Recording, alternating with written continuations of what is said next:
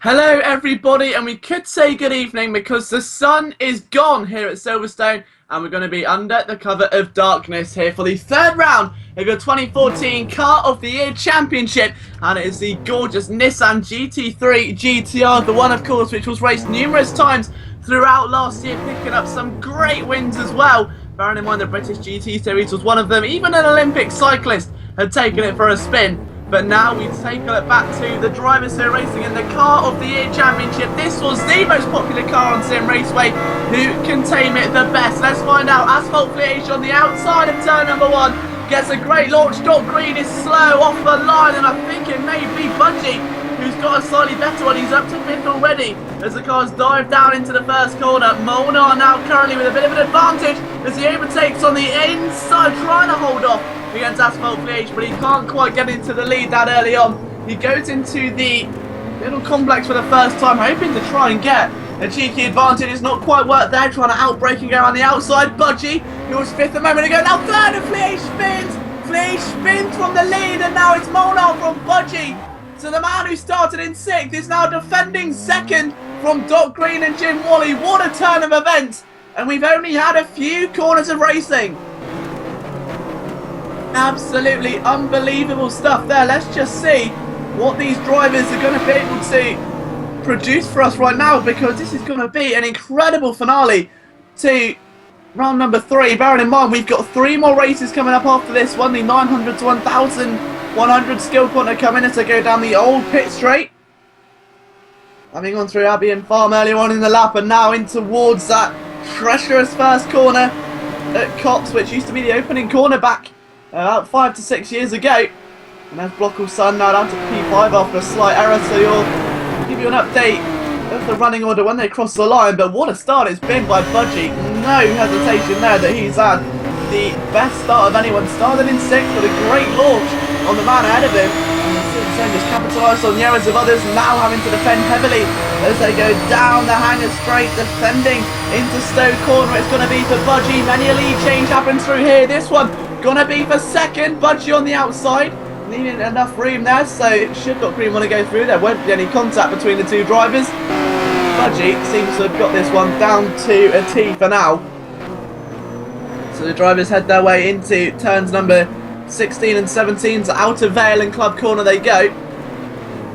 And now let's just see what the order's going to be. So ATS Molnar crosses the line and leads the first lap of the race. It's Budgie now second, Dot Green in third, Jim Wally fourth, Blockall Sun is P5, Coolchen sixth, Fleage down to seventh, with TC9700 in eighth, and Remy Ride retiring on lap number 1 in ninth place. So Fleage has got a long way left to go to trying to make up for his early error just coming out of the farm corner, and now he's on the outside of Coolchen. He's been denied there. TC is going to be sniffing here, a chance to overtake a pole sitter. Fleage going round the long way, the outside round Coolchen. Watch out for 900 there as well. Look at this, they may even do a Schumacher and Hakkinen type move. TC9700's on the inside. They all sort of fan out a little as they exit the corner. I think TC may have actually had a bit of a gear shift problem is what it looked like. Coolchen here defending for his life. It's a huge mismatch, and you can see why Fleage went a bit too deep and then collects TC as well. That's an impending penalty waiting to happen. So real unfortunate circumstance there. Coolchen with a rear wing taken off, and I think TC9700 has got off quite lightly. Fleage actually retires, so out of the race then. A terrible 2 laps for him. It could not have gone any worse. Bearing in mind he started in pole position. Your new current race leader, however, ATS Molnar, is then a world of his own. 1.3 seconds clear of Budgie, and wouldn't it be a sight if Budgie could steal a win here? I'll tell you what, there's a lot of Simraceway teams at the moment. We've spoke about them in plentiful fashion before, the likes of ATS and SDEV. They'll be taking a look at Budgie after this, I can imagine that for sure. We've got the UK team up and coming as well with TGR. They'll be in action in the next race, so that'll be the likes of D Moore and M Walker who will be looking to fight at the front of the field again. Here comes Budgie though for the race lead to make it just one level further than the rung is already on. Up the inside of Stowe Corner, he's going to hang it out to dry, and the washing may be coming in, smelling of air freshener, because it was almost a beautiful move. And Molnar denies it and leaves it out for just a little longer. It's a 3-way duel here for the race lead. Budgie looking for any way through, but he's got to find that balance here. It's only 6 laps. If you make an error, it's going to destroy any chance he's got of a decent run here. Molnar there going defensive. He doesn't relinquish an outside line, so Budgie's been very unfortunate there. It's going to become a 4-way battle now. Jim Wally establishing himself. So 4 Nissan GTRs, and you want to know why this car was voted Car of the Year. You're seeing living proof.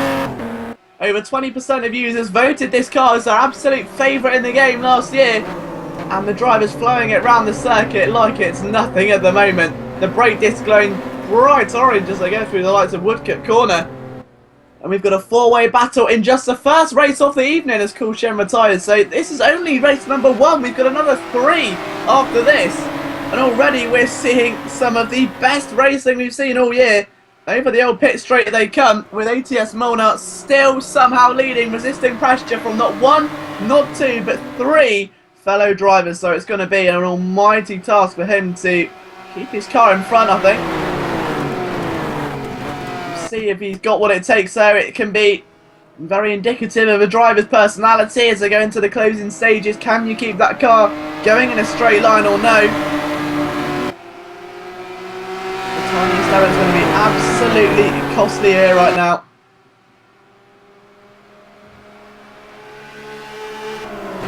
So they're all sort of spread out a bit, though. You can tell they're just trying to take it in their stride. Maybe not going at 100%, just 80 or 90. And Molnar's made a terrible error there. He took a bit too much grass, and Budgie has latched onto it, and he's going to rip apart the prey like the predator he is up the inside. And oh, a spin from Don Green in P3. And he's now down to 4th. He's recovered it nice and early, so that's the lowest he's going to sink from that error.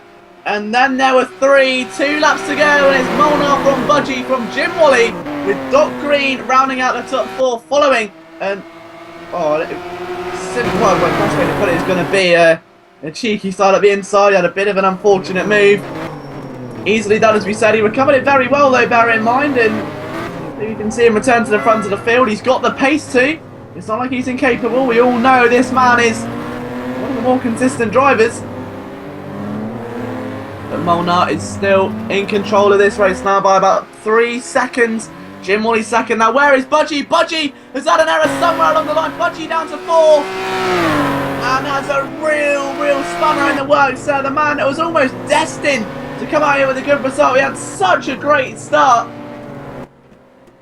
As we said, he started in P6, he's now P4. This is absolutely remarkable stuff, and a great tweet as well. If you're following Simraceway, be sure to check out what they've just put. And they've already said the action purring tonight, and it seems we've also got a cat racer venturing into Simraceway right now. So still probably a lot quicker than I am, but absolutely great stuff there. So the night is alive and kicking here at Silverstone. It may be under the cover of darkness, but it's almost like it breathes complete new life into these Nissan GTRs. Molnar from Wally in second, Doc Green now third, and Budgie down to 4th after a mistake early on in the lap. But now, with just a lap and a half to go, Molnar looking to fend off all the competition and reap the rewards. And you can hardly say he's not deserving. He's showing fantastically all afternoon so far. He's fended off the likes of Budgie, Doc Green, and now Jim Wally's going to try his luck, but Molnar has seemed extremely composed. The ATS driver has not really shown much signs of inconsistency or many driving errors. Extremely conservative on the lines, keeps his car on the racing line, not allowing any further opportunities for a driver to potentially capitalise or gain a massive draft down these 2 long straights here at Silverstone. And bearing in mind as well, you've got the Hangar Straight, the longest on the circuit, but the first one they encounter is the Wellington Straight, just coming out of the complex early on.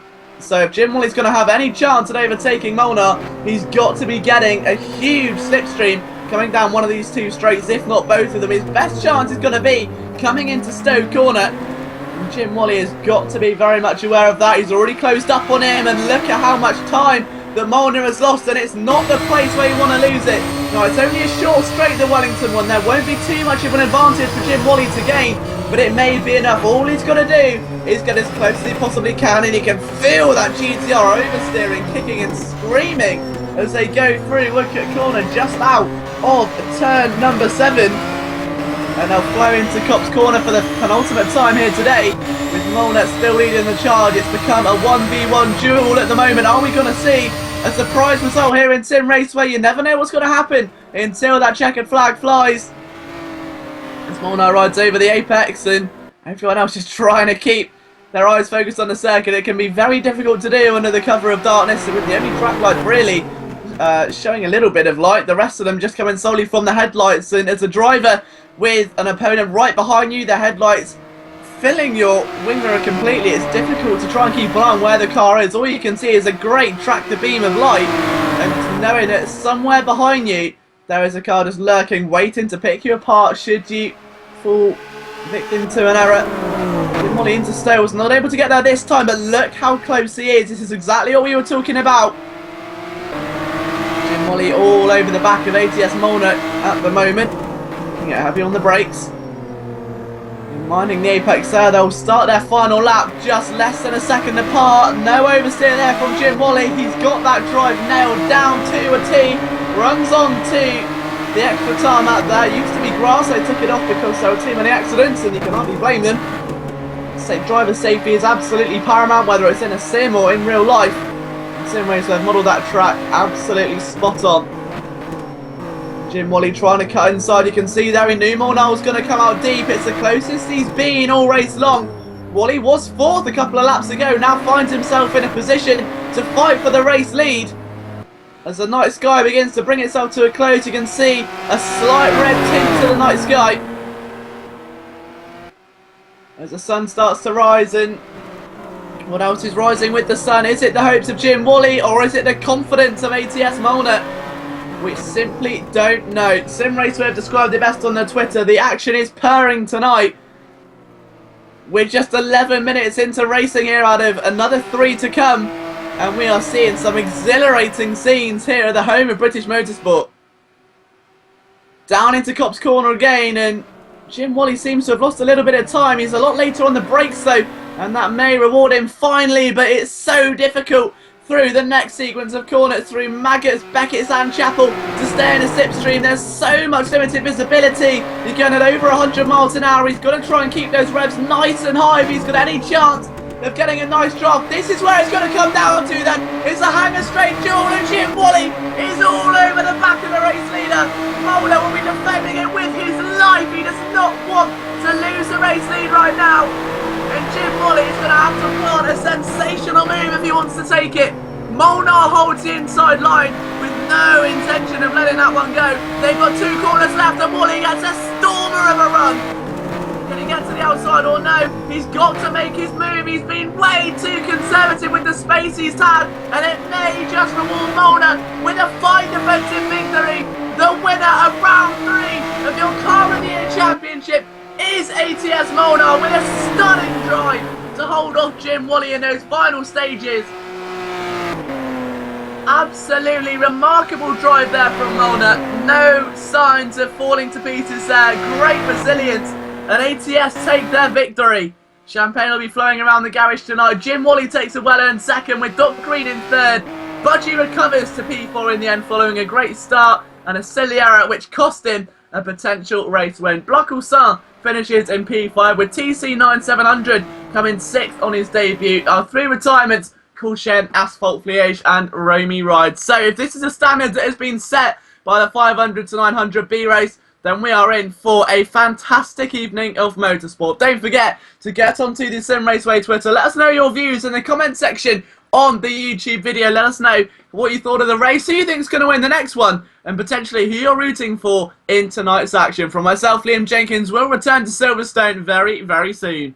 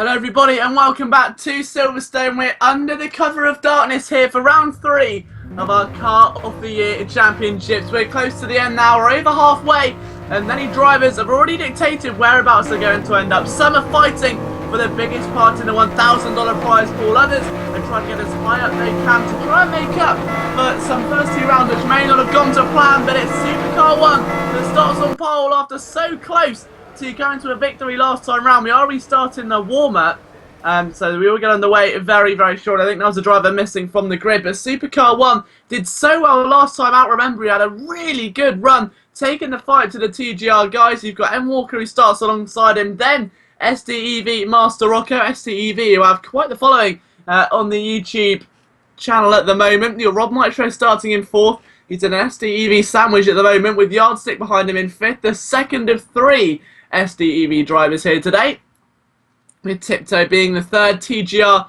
Alluri right at the back of the field as well in 11th place, and then on 12th. There are some big names expect to watch through. I mean, Kobayashi starts in P7, expect him to be making some waves as the race does decide to go on. And we saw it last time as well, didn't we, with Budgie in the first race. He started 6th place, and by the time they escaped Abbey Corner, he was actually up to 2nd place, so he really is a talented young man. Kobayashi no different. We've seen him make some big waves here in Simraceway before. He's raced with some of the best drivers in some of our longer races. He's got all of the vital ingredients to become a complete racing driver. It's just a case of putting them together. So let's see what these drivers can do.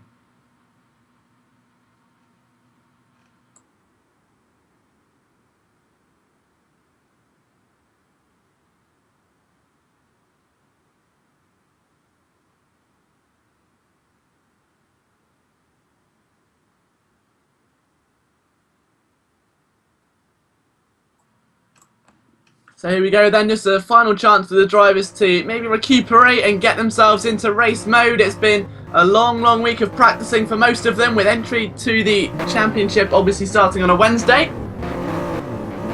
And now Pedro Ramos takes pole position in what could be one of the more important ones of his Simraceway career. Now at the top of the Skillquant, he's so close to potentially taking a win. There are certain drivers though looking to stop him, and Walker being one of them. Will he get a better launch off the line? The answer is no. Ramos absolutely kills it off the start-finish line. A great start by the pole sitter. There is a restart on the way. Now I'm trying to find out what the cause of this was. I'm sure we'll get some light shed on that in just a moment. It was an incident with TGR Alluri. So right at the back of the field, it was one of the TGR drivers caught up there. And that's really going to be a spanner in the works, isn't it, for Supercar 1? Bearing in mind, he just absolutely launched off the line. Someone's obviously drinking Red Bull, because that car definitely got some wings as it flew down in towards turn number 1. So we'll have a short break for us to try and decipher what the problem was, and give the relevant driver a warning, and then we'll be right back in the thick of the action once again.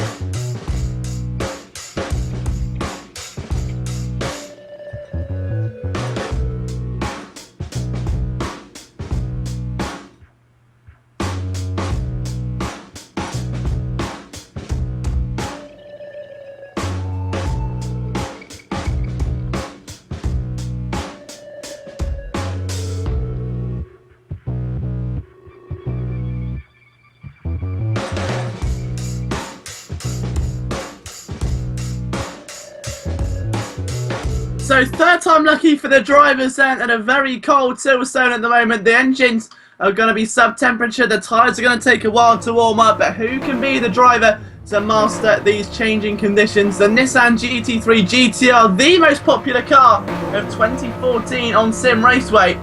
Who's going to prove they've spent the most time in it today? Who's ready to undertake 11 laps of Silverstone in round 3 of our Car of the Year Championship? It's going to be close.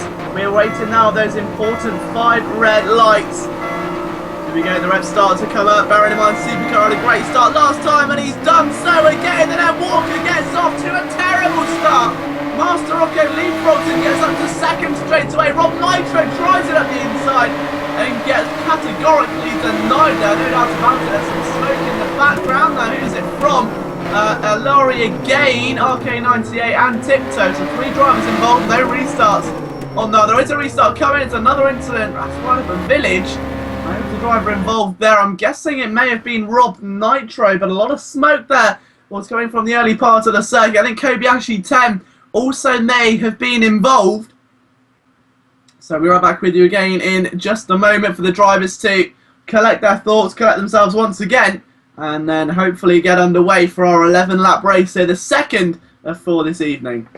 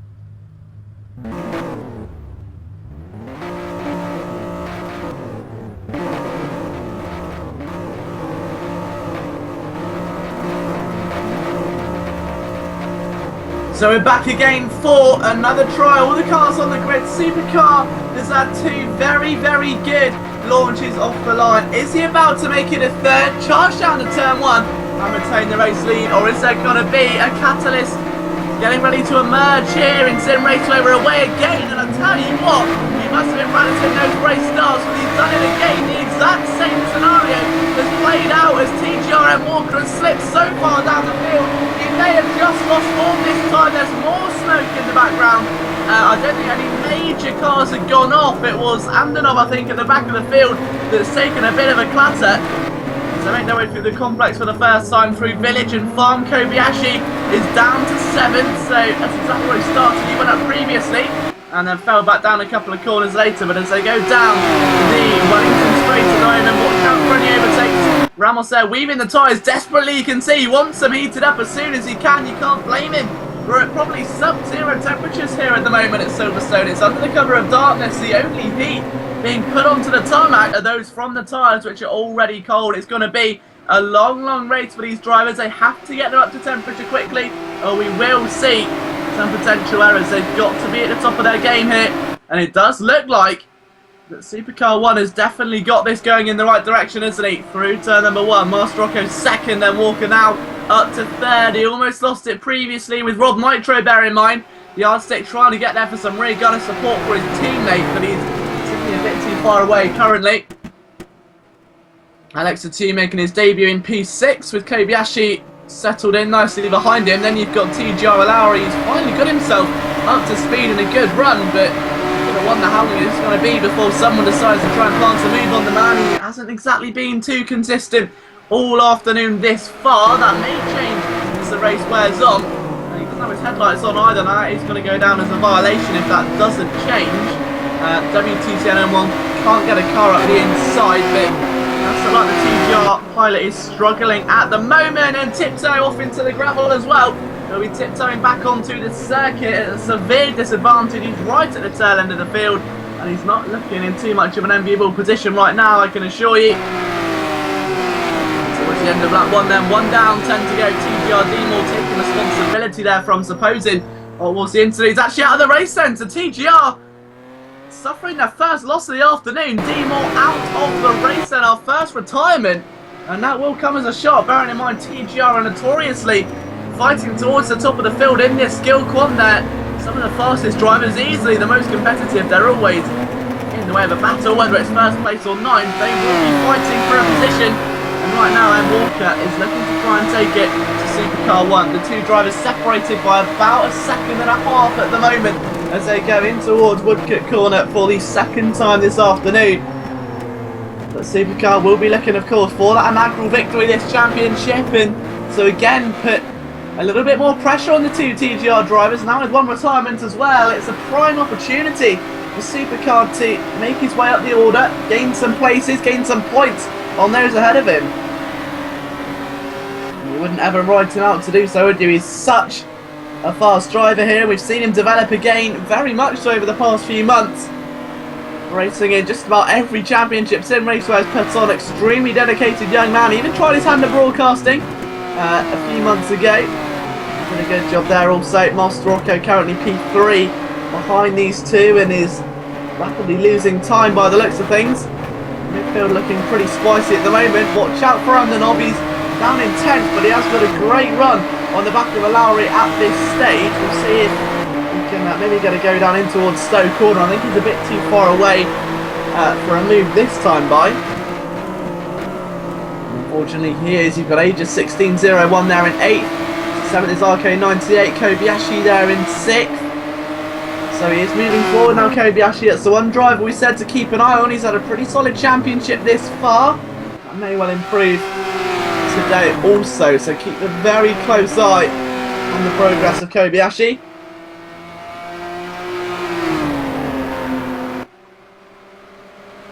And so a lot of people keeping an eye on the broadcast as well. Massive hello to everyone watching and commenting on the YouTube stream at the moment. So if you are about and you've got a YouTube account, be sure to say hello and introduce yourself. We're a friendly bunch, I can assure you. It'll be great to talk to all of the drivers as well if you've got any queries or questions.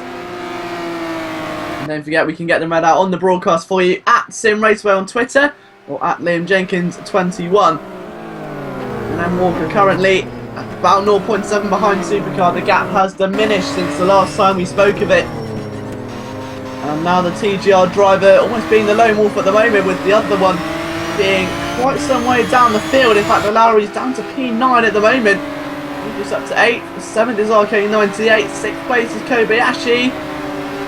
Now let's just see what these drivers are capable of then, because RK98, the keyboard racer, is looking very much so to overtake Kobayashi, maybe cause a bit of an upset here and break the top 5. We'll see how successful that run does go. Right now he's definitely giving Kobayashi a significant run for his money.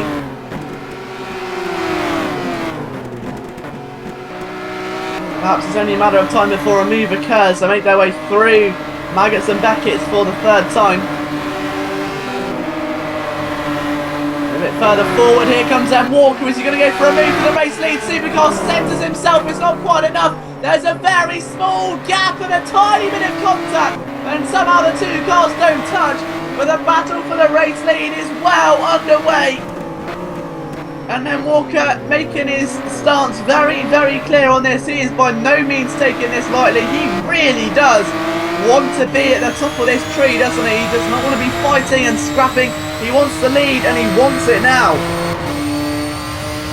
It's been a great run, as we say, so far, but is it going to improve? Can he get himself in the lead or no? It's going to be an incredible effort if he can, but Supercar 1 defending with everything he's got. And bearing in mind, he's done such a great job, Supercar, in the past. Very experienced with both the car and the circuit, but he's got a little bit wide there. Is the pressure starting to get to him? TGR looking for yet another win as well, bear in mind. So after that collection, and here comes Walker again, and Supercar 1 very defiant that he is not getting through this early on. You can see there that he's gone very deep, and then Walker's sensing it. Their confidence is starting to rise inside the cockpit of the Nissan GT-R GT3. And as they make their way down the old pit straight yet again, what has Walker got to do to pass Pedro Ramos? The youngster has been impressing as of late, and he's putting on a fine display here today. If he wants to attract attention from teams, he's certainly going the right way about it. Because then Walker is stumped at the moment, he's having to throw away the playbook and completely rewrite it to try and get away through. Supercar 1 is defending valiantly in the early stages of this one, and the laps are going to seem like they go on and on and on for the race leader. We're only 4 in, he's got a long afternoon ahead of him.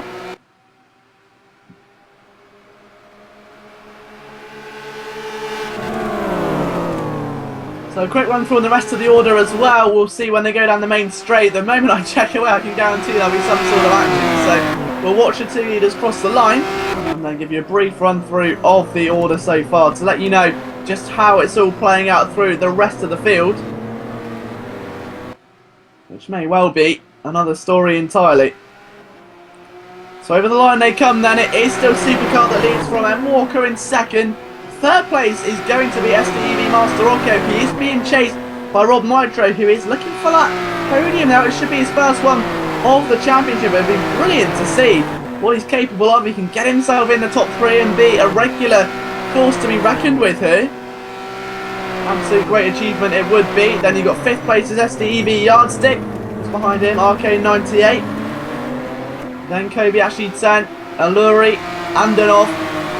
Alexi 2 in his debut is P10, WTTN M1 is P11, 12th is Aegis 1601, Tiptoe 13th, and our only retirement so far is D Moore, and at the front of the field it is still Supercar that leads as we approach the halfway stage. But it is getting just very, very up close and personal, isn't it?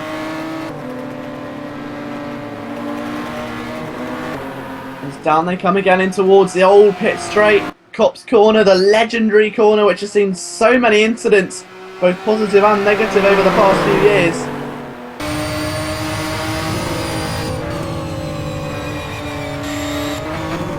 So Walker just trying to get as much of an advantage as he can, I think, going in towards the hangar straight. You can't blame him. And now let's see what this draft is going to be capable of for him. And already Supercar moving to the left-hand side, very, very defiant indeed. He does not want to surrender a slipstream here. You can't blame him. The rear end of the field also getting very feisty at the moment as Andanov and Alluri start to take battle.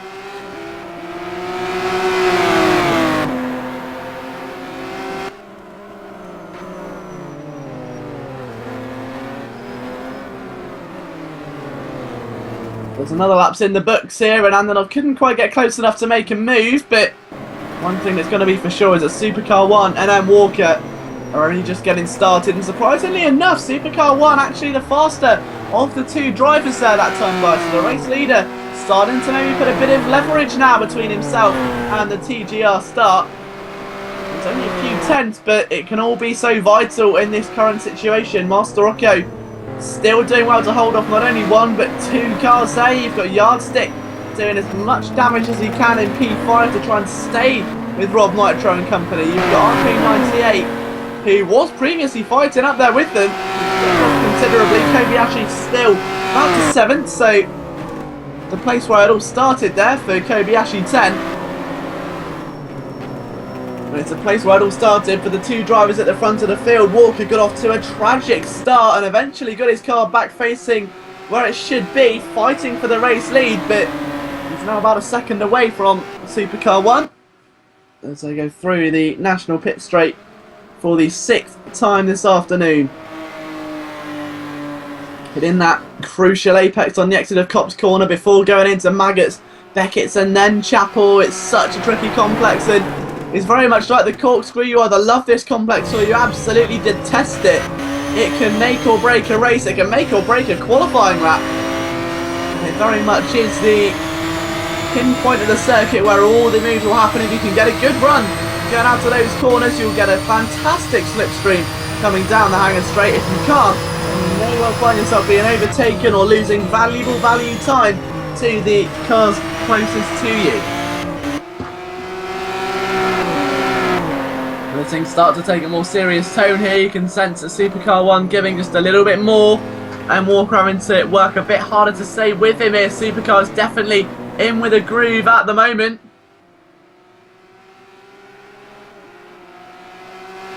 And Night Raceway, they're asking can I pronounce his name in the YouTube channel. I'm presuming it's Niranyan or Niranjan. I may be wrong, so correct me if I am, but great to see his appearance in the chat as well. Obviously one of our regular racers there for SDEV. And they always do come out in flurries of teams to support each other, which is such a great feeling as a driver to get the support from your teammates when you're racing.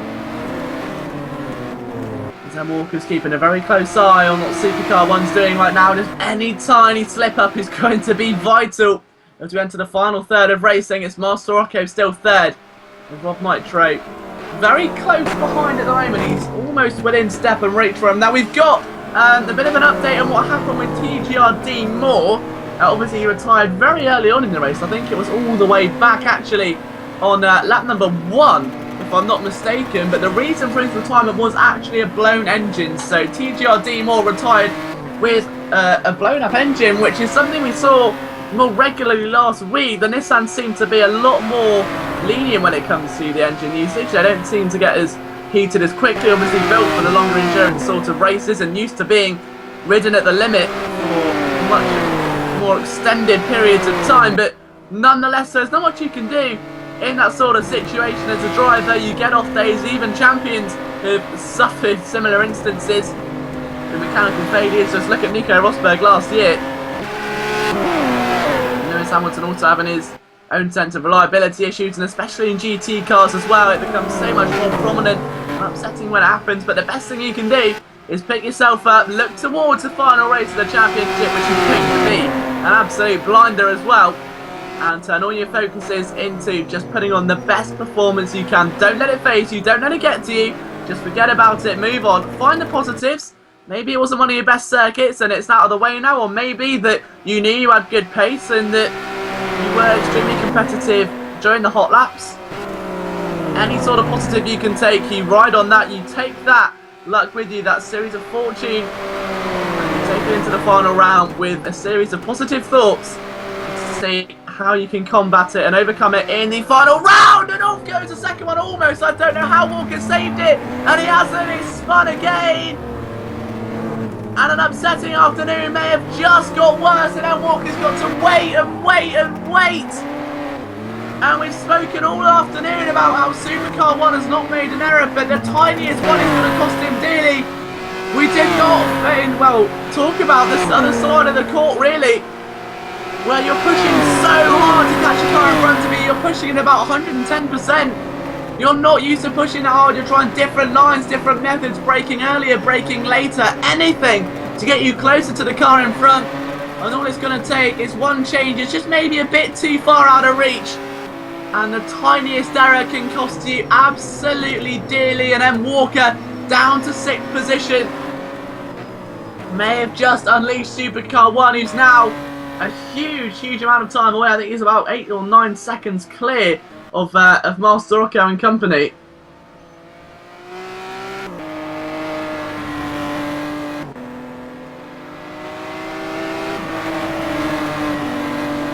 So over in Hanger Straight comes Supercar 1, then it's Master Rocco, then it's Rob Nitro with Yardstick 4th, RK98 in 5th place, and Walker is in P6. Good to know that I got my Raceway's name right, so Niranyan was correct. So Niranyan Sim Racing there on the YouTube channel. Great to have you with us. 30 viewers so far. Don't forget, if you are watching this, be sure to share the link out. Let's make this a huge broadcast in the days of Sim Raceway. Let's make it one of our most watched ever. So if you're racing, if you're watching, if your friends are racing, just share it out on the likes of Twitter and Facebook. Let's try and draw in a massive audience and show everyone exactly what Sim Raceway is all about. So that number 8 of 11, Supercar 1 is definitely showing the world what it's all about. A 2-minute 1.078 at the front of the field. In comparison, it's about a 10th of a second faster than Master Rocco. Rob Nitro still matching very closely, as is Yardstick. Don't think these three have done battling yet though. There's still a lot to come from the battle for second position. Two of the drivers obviously in podium positions. Yardstick on the outside with the extra incentive to break himself into the top 3. And we don't know if that's going to be an option just yet though. It's all about pacing yourself now, and with 3 laps to go you never quite know what's going to transpire, but one thing's for sure, anything can happen. We've also got another fight breaking out between Antonov and Alluri. Now this one's been back and forth all afternoon, but now with the acquirement into the battle of Kobayashi 10 as well, we're going to hit new heights. So it's a three-way battle over P7, and Antonov almost going a bit wide and losing control of the car there. Got very lucky as he goes in towards Copse Corner again, following these two drivers.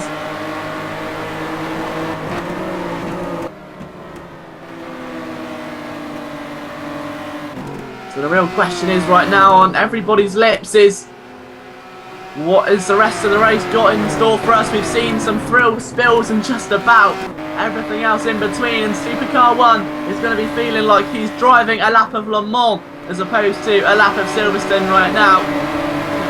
So long, but it will be his first ever pole to win run as far as I'm aware. I may be wrong again, so correct me if I am, but I'm pretty sure Supercar 1 this will be his first ever pole to win run without losing the lead once. It will be an incredible achievement for him and very deserving as well. It'll be great to see the scenes after the race. 201.784.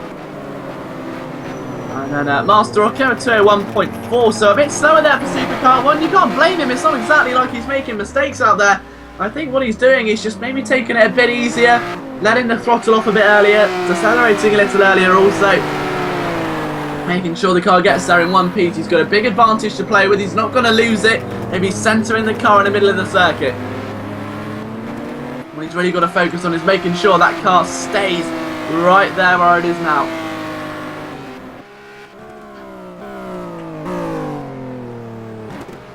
So we've just got information as well that TGR Lowry is about to receive a penalty for not driving with the headlights on. Now he has put the headlights on since, but we noticed at the start of the race that he wasn't driving with them on also. I'm assuming that that has happened again, which is going to provide Antonov a nice VIP pass into 8th position. And we'll see what Alluri React's going to be. Oh, there's no penalty, sorry. So, no penalty. So he has turned them on. So the penalty has been revoked for TGR Lowry for, maybe he's listening to the broadcast, who knows. But the headlights have come on the 8th place GT3 at the moment. So which means he's got one final run into the last lap with Antonov tucked away behind him. He's been very wide at Copse Corner there. And had to brake a lot earlier to make sure he does not run onto the tricky stuff a bit further behind there. Moving to Copse Corner, something we haven't seen all day, and it's the rookie that's made the move. Alexa 2 in P11 has overtaken Tiptoe. What a brave move there. He may not be fighting for a top 3 or a top 5, but it takes real courage to put a car through side by side at Copse Corner. It's hard enough getting it through solo right, let alone overtaking another car, and these cars are hardly small. Very wide indeed. Alexa 2 may have just caught a lot of people's attention with that move. Brave stuff by the rookie. But as we approach the final lap, there's still some unwritten history to be put down in the books. It's Rob Nitro versus Master Rocco in the battle for second place, and let's see who's going to go to that other place that drivers only really know. Other mental state where you just flick the switch and all you're focused on is winning, and somehow you put in the lap of a lifetime. And I'll tell you what, Master Rocco's gone very deep coming out of Abbey, and that may just cost him a couple of tenths. It may not seem like a lot, but come the end of this lap it could be absolutely dividend down the Wellington Straight A Cunt for the 11th and final time under the moving sky. You can see it looks absolutely glorious here in Kent for the home of British Motorsport, the Silverstone circuit, and more wheel spin there for Master Rocco. He's ragging the life out of that Nissan GT3. It's all going to come down to this, isn't it? Half a lap to go through one of the trickiest complexes in motorsport. Master Rocco has got to keep that car firmly planted. Supercar is well out of harm's way. He's just going to make sure he gets the car home, which is pretty much all said and done now. He's just going to make sure he's running rev limits, keeping it nice and centred, staying away from the edge of the circuit, and it should be a nice and tidy race win. But through Maggott and Beckett's come Rob Nitro and Master Rocco, and I'll tell you what, Master Rocco took that real hastily there. He was not hanging around. But it's got to be said though, Supercar 1 absolutely untouchable here today. It takes a lot to hold off the pressure from the likes of TGR and Walker. He really made his impact last championship, fighting at the front of the field, dominating lap times. But not only did Supercar get pole, he had to go under 3 restarts where he got great launches off the line. It did not phase him. He retained every single lap in the lead. 11 laps led, a pole position. He's done it. Pedro Ramos wins at Silverstone. What a great victory. He will be over the moon. I think that may be his first ever championship win. What a great performance there by Supercar 1. Absolutely great job. A sign of things to come and a star for the future for sure. Master Rocco picks up valuable points on his TGR rivals in second. It's Rob Nitro that rounds out the podium in third place with fourth belonging to Yardstick. Fifth place RK98 and Walker residing in P6. He will be gutted about that. Kobayashi does hold on to seventh. Alluri keeps Antonov at bay in 8th place, and WTTN M1 rounds out your top there. And Alexa 2 makes that glorious move to take P11 away from Aegis 1601. And our final runner over the line, SDEV Tiptoe and TGR D-Moore, our only DNF of the day. So a real shame there for D-Moore. There are positives to be taken though. They looked strong early on. It's just about finding that complete package, and that will only come in time. But bearing in mind, it's only their first full season, I believe, in terms of a championship, and it's a long one as well. So normally this will be the final round. There's one more after this, so there are positives to be taken for the TGR boys. But I'll tell you what, you can see there, Rob Nitro puts it perfectly. Supercar 1 is the stick for Nissan. A great performance, and I'm sure we'll see much of the same in the future. But we're going to go for a short break now before returning to Silverstone very shortly for the two final races of the evening, the 900 to 1100 B and A races.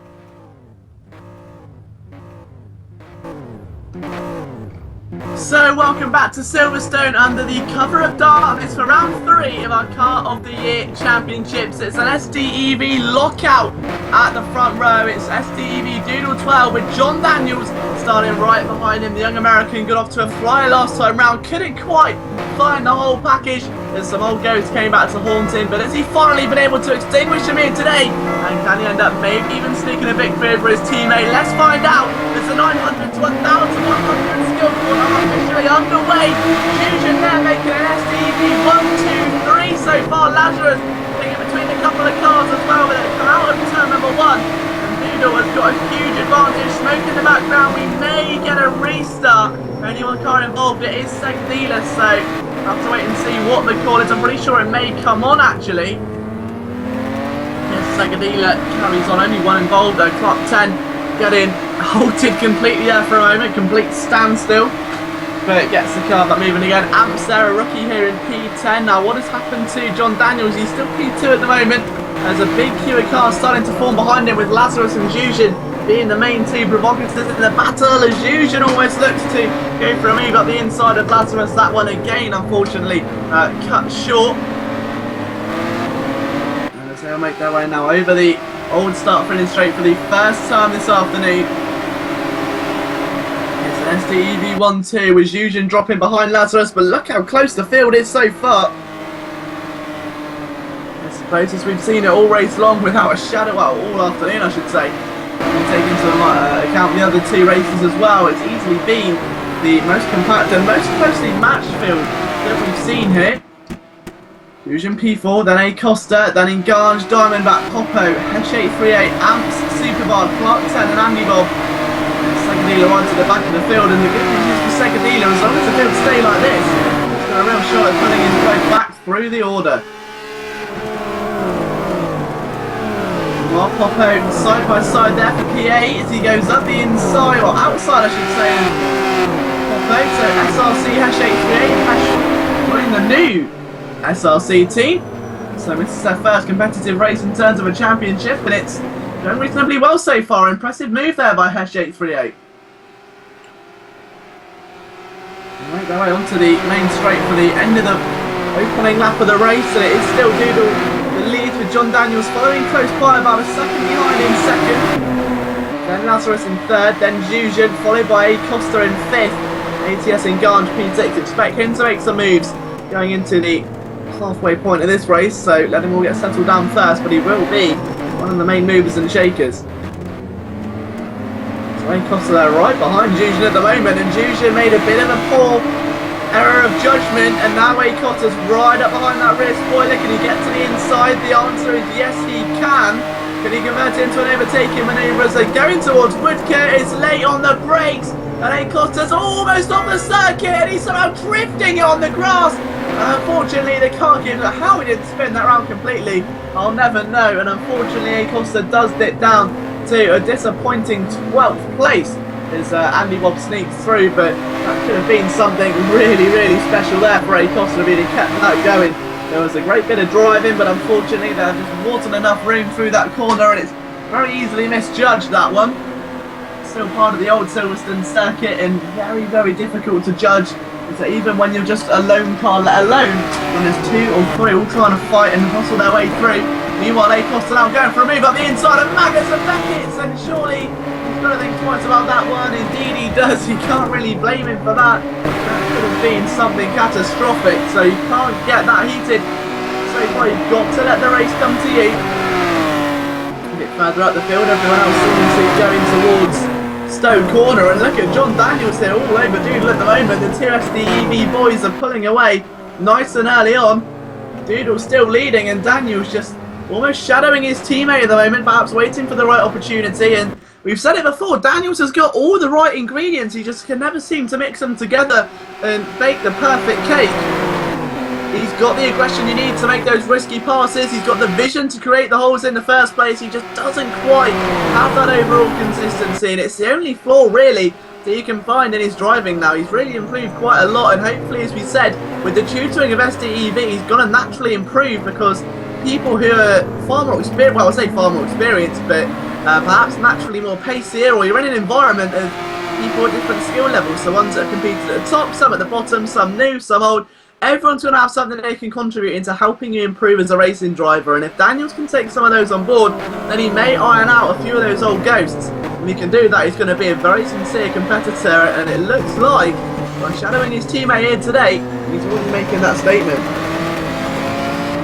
Now it's only a bit of time. We'll see if he's going to maybe put a move on his teammate as the race does wear on. But as of right now, they cross the old national pit straight again, and Doodle only has about a second advantage. It's not that much at all. A bit further behind, everyone else still hustling and bustling around. It's Andy Bob there, P12, still behind A Costa. So A Costa's moved his way back through in an attempt to obviously revitalise his race. You can't blame him. He got pushed down early on after making an error at Woodcote Corner. And then through Maggots and Beckett's come the midfield yet again, and it is still relatively close together at the early stage, which is good to see. We normally see drivers spread out by now into 2 or 3 big groups, but you've got the top 2, then Lazarus, who's driving pretty much a nice symphony-based race. He's listening to some classic songs while just pacing around at his own speed. He's immediately 6 seconds clear of Jushin and about 2 behind the race leader, so it's just a case of watching them, hoping they battle, and when they do, pick up all the pieces and hopefully turn them into a nice jigsaw. We'll see what Lazarus can make of this golden opportunity as the race progresses, but at the end of lap 3 it's still an SDEV lockout, the same as it was in qualifying, with Doodle holding about 3 tenths faster than John Daniels at the moment. Lazarus P3, then it's Jushin in 4th, then Ganj P5, Diamondback 6th, 7th Keshe 3-8, 8th place is Superbat, 9th is Amps, then Popo, who isn't too far away from Amps at the moment. Bear in mind, he's giving him a run for the money. He might even be thinking about a potential move here. We'll have to wait and see. There's a long line of cars starting to develop behind Alex Jushin in P4, so be sure to watch out for an absolute monstrosity of a battle starting to open up. And don't forget you can follow along with all of today's action at Simraceway or at Liam Jenkins 21. If you've got any questions, the smoke's starting to pour as they go into that middle complex. It is enticing to watch. And I think Randomness Inside has just said that extremely well, that competitive requires concentration and commitment. Being competitive is the only way Randomness can have fun, so very, very enticing now. And I think many different drivers are starting to take that mentality on. Everybody is getting extremely competitive. Bearing in mind, it's not just bragging rights at stake here. Obviously part of a $1,000 prize pool. Hello to GWD as well, who's coming to the broadcast what I believe to be the first time, or at least under an account, so to speak. Kyle Hampshire as well, nice to see you watching the race currently, as well as all of the other 28 people that are currently tuned in to the fantastic action from Silverstone that may be looking to exceed limits in a minute. A bit of a brief life rash there from Superbar. Now I think he's just trying to maybe get inside the head of Hesh838, who's now 7th. So the SRC driver making some bold steps here. The front 2 cross the line to complete another lap. Let's take a look at what the times are. It's going to be a 2-minute point 3 for Doodle, a 1:59.9 for John Daniels, and a 2-minute 3 for Lazarus. So no one else is really coming close to these guys. A 2-minute point 2 though for Superbar. So if he keeps up in that race, he will be joining the ever-growing Jushin Brigade. It's very much a long line of cars all waiting to pounce at Alex Jushin currently.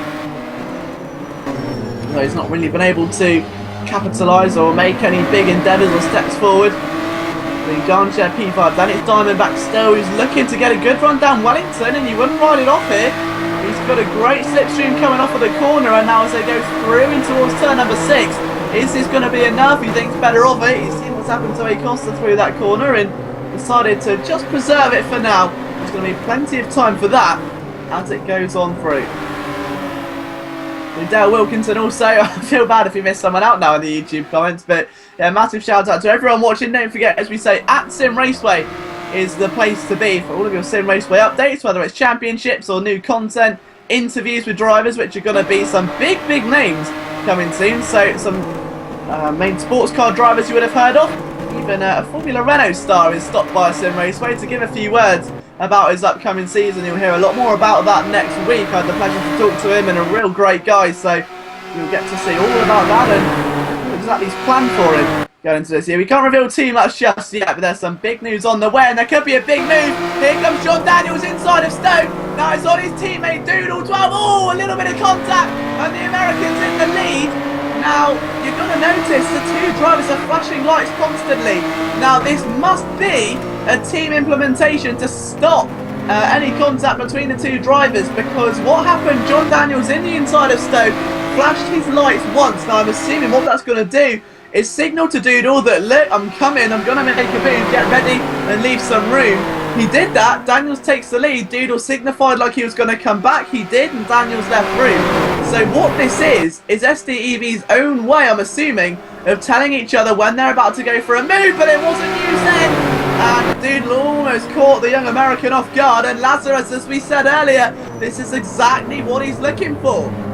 He was about 2 seconds apart. That has just been slashed in half recently as they go down the Wellington Straight, and he's almost within the reach of his headlights there.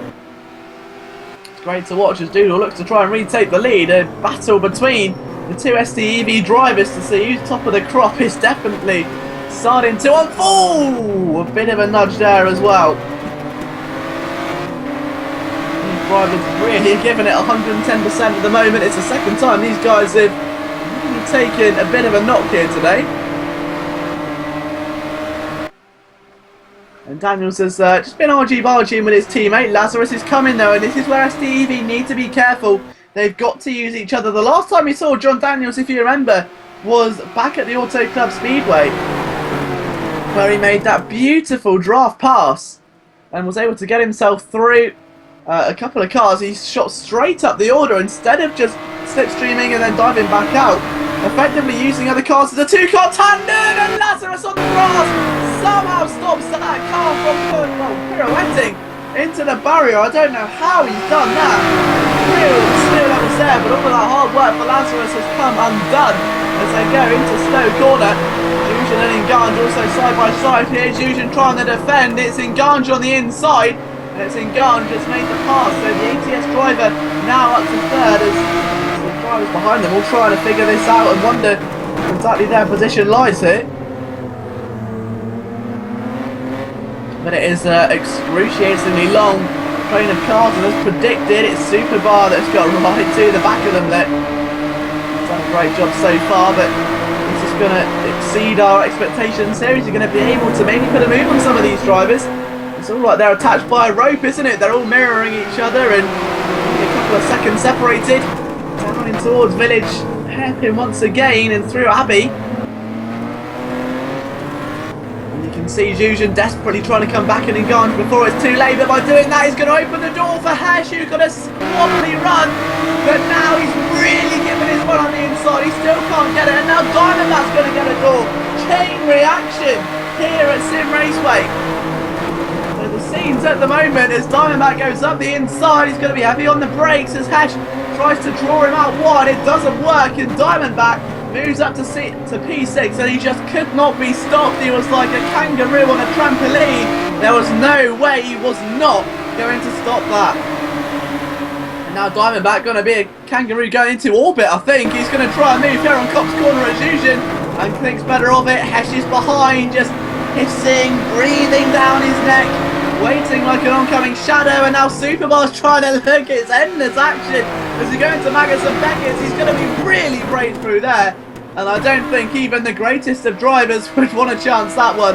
That is an extremely tough pass to make through Maggots and Beckett's corner. Here's Diamondback again though on Alex Zuzan. This is just thunderous driving here, and I think Simraceway Twitter called it earlier on. The action is purring tonight, and Diamondback is going to get a fish for free as he goes up the inside into Stowe corner. Zuzan tries to block it, the two collide, and they both spin out the way of the oncoming train and into the gravel trap. Diamondback's left facing the wall, and poor Zuzan rejoins both drivers. I'm pretty sure it was just a racing incident, not enough room was left, and unfortunately that was that. Meanwhile, our two race leaders are also battling. We've missed this completely while focusing on the midfield. Doodle still right behind his teammate at the moment, up the inside, and Doodle trying to retake the lead of the race, but he's got to hug that outside line. And despite how impressive it seemed trying to get the inside first, he's got to hang it around the outside to try, and Daniels goes wide. Doodle punishes him for it. And the SDEV drivers changed lead once again. It's the third time they've done it today. But the lead has yet again changed hands here at Silverstone. Now, will Daniels get agitated by this? Or is he going to try and keep a calm, clear head and just stay with the teammate until another opportunity arrives, as it can go one of two ways from here on out? It always has been. Randomness inside there saying multi-21, and I'm pretty sure it may come in handy right now, because the last thing he won, we're at half race distance now. As soon as those tensions start to rise, even the most fondest of teammates can collide. Just look at Nico Rosberg and Hamilton, the two drivers who rose through go-karting together. They raced in GP2 and then on their road to Formula 1 ended up as teammates a few years into racing on the same grid as each other, and still there are tensions on the circuit. You can be friends off the circuit, you can be best friends off the circuit, but as soon as those engines rev up, it is just one goal in common, and that is to win. And every other relationship has been set aside whilst you're in the cockpit of this Nissan GT3. And don't forget, if you haven't bought it yet, just 3,000 credits here in Simraceway if you want to earn it with your credits. If not, of course, you can pay for it with real money, as Daniels again tries to hammer it down as they go in towards those last couple of corners. But it's a lot easier said than done, isn't it? You're going to see why, though, why the GT-R was exactly one of the fastest cars, or at least most impressive cars, and easily our most popular. 25% of votes, I believe, in the end.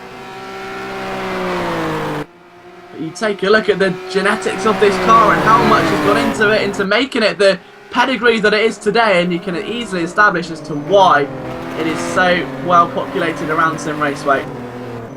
Superbar and Hash 83 in their own little battle once again, as are Amps and Diamondback, but the two drivers have seemingly seized fire for a moment. Whether things stay like that or no, it's going to be another issue completely. But still a very tense field right now. Not many seconds at all. Only 46 seconds are separating first place to 11th. Which isn't really that lot at all. You bear in mind we're almost 16 minutes into a race here. As we say, don't forget that this car available for $3 in Simraceway. $3, you can get a Subway for more than that. So cheaper than an actual sandwich or an actual item of food. $3, and you can get one of the most entertaining cars possible to drive forever in your garage at Simraceway. Any of our free-to-play tracks as well. All of our tracks absolutely free of charge. 3,000 credits, $3 in terms of money. I'll tell you what, John Daniels may be looking to add some more cars to his garage if he can just beat Doodle 12 here and have a look in at this prize money, bearing in mind that this championship bodes a $1,000 prize pool. So if you're yet to sign up here at Simraceway, it's free to make an account. Simraceway.com, hit the golden button, get yourself as a member of the community, and not only can you be showcased in broadcasts such as these, you can also compete for real money, part of a $1,000 prize pool. A Costa not happy about something now.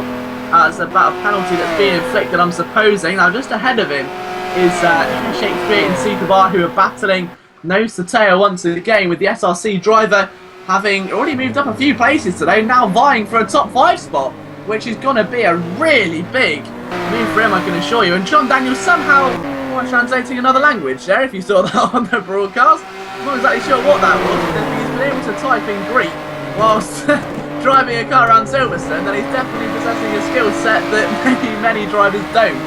So Daniels is trying to send a message to his teammate, I think, and just persisted of a hammer of the keyboard or an accidental send or anything like that. But the two drivers, it's got to be said though, 18 minutes, and they're still only a second apart, and their teammates as well. This is some real racing between the two SCEV drivers. Bearing in mind that there's usually contact by now, or one of the leaders is pulled away, or especially if your teammates as well, or maybe you and yourself don't feel fast enough to keep up with your teammate, then you'll back off a bit. He's got 7 seconds back to Lazarus. He could easily lift off the throttle, but he's not. They're racing for the win, and this is what makes Simraceway so special and so entertaining to watch and commentate on. It's a real privilege to do this every single Sunday. Physically cannot wait to see the outcome of this one, as Daniels is looking increasingly confident as they go through Maggots and Chapel. Becketts as well, and you can just see now the tension starting to rise. We've only got about 5 laps here come the end of this lap, and that could be the difference here between winning and losing. A bit further back through the order, we'll check in a moment, just make sure Daniel doesn't go for a robust move through Stowe corner.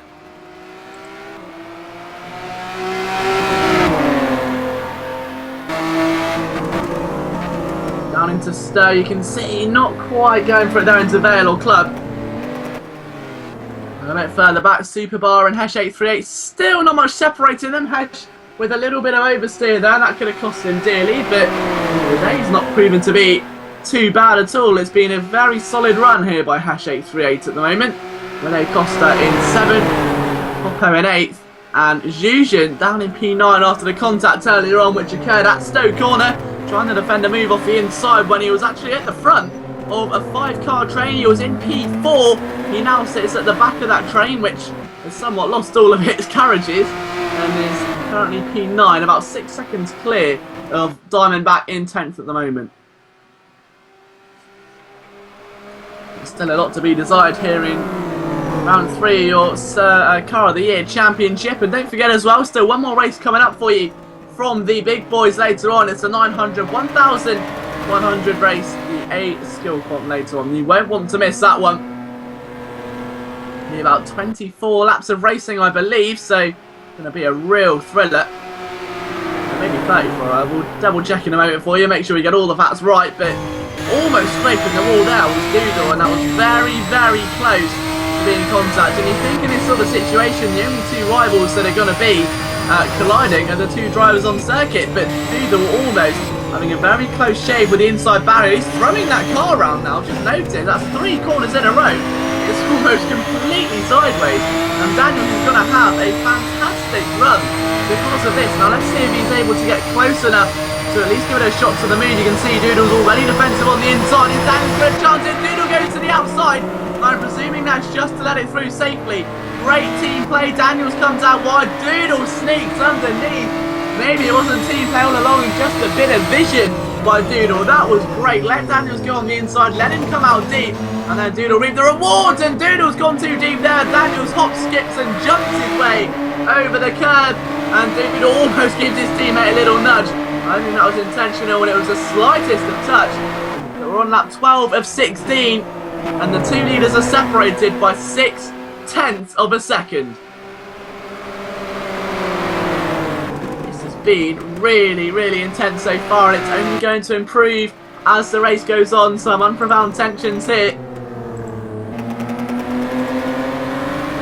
Daniels, Doodle, Lazarus and Gange, your top 4 currently, with Superbar in P5, Hesh in P6. And he's still trying to keep his head relatively free at the moment, is Hesh. He's got A Costa kind of close to him, but Hesh in that awkward situation between attacking and defending. Superbar has seemingly dismissed Hesh for the moment, as all attention has kind of been left with our 2 race leaders. Now the young American back in the front of the order once again.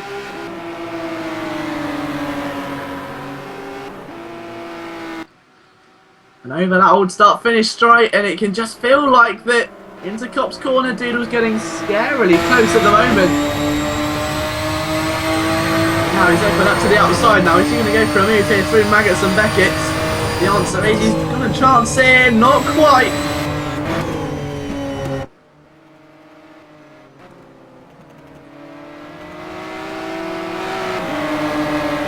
And now down the gorgeous hanging straight again, and Daniel's very much swaying now. Is there an issue here? Is he trying to warm tyres or what? But as far right as he possibly could have gone then.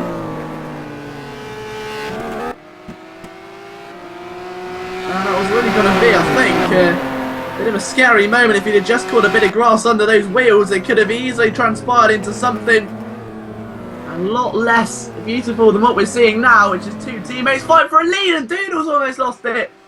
Oh, and it's edge of your seat stuff here. The gap's extended, well, gracefully, I should say. I mean, Doodle's dropped a massive amount of time, about 0.7 of a second is what he dropped last lap. Lazarus has maybe still got an outside chance here, because he was actually 2 seconds faster than Doodle that last lap round. Whilst Doodle's making a few errors, Lazarus is just biting currently and pumping in some huge lap times, lining up the timing sheet of resounding purple colour. You've got Engange P4 who still may even have a shot at a podium. This race is so open. If Lazarus can still get himself a good run, then there may just be a three-way battle for the lead. He's closing on the two SDEV drivers, and he may find himself in a SDEV sandwich relatively soon if things stay as they are.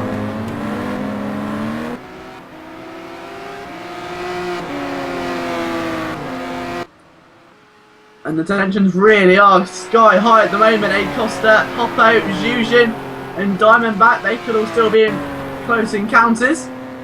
Diamondback and Zhuzhin more notably.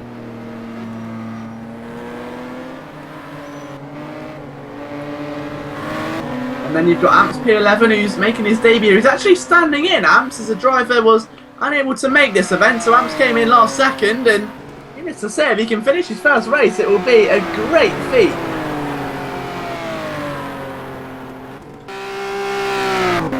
Popo, Acosta, Hash, Superbar, Engange, Lazarus, Doodle, and then John Daniels. It's all settling down just a little now. Daniels finding some momentum, finding some good lap times, and Doodle, I think, just maybe trying too hard.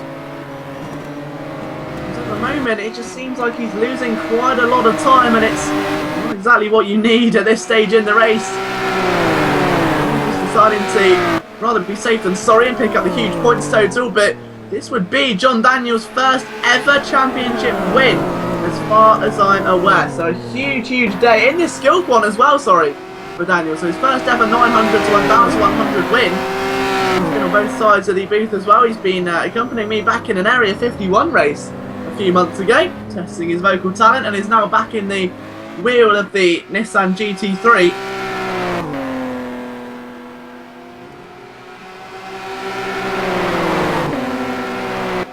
And let's just see, can he guide it to victory over the next 3 laps or so? Trying to pick an eye for a battle at the moment. All the drivers have somewhat let up a little, other than Diamondback and Zhuzhin. Now that's over P9, as we said. Diamondback rounding out the top 10 at the moment. And that was P11, just keeping a close eye. And Diamondback's got a great run as they go onto the Wellington straight. This may be a chance for a move. Can he get to the inside? It should be a swish flick of the wheel. He's got the car positioned perfectly. It's going to be heavy on the brakes, but very brave braking there from Zhuzhin. That was extremely late to somehow brake that late without moving through. That was beautiful stuff. Zhuzhin's made himself very much a candidate there for defensive move of the afternoon. That's a real courage. Daniels can almost smell the victory champagne.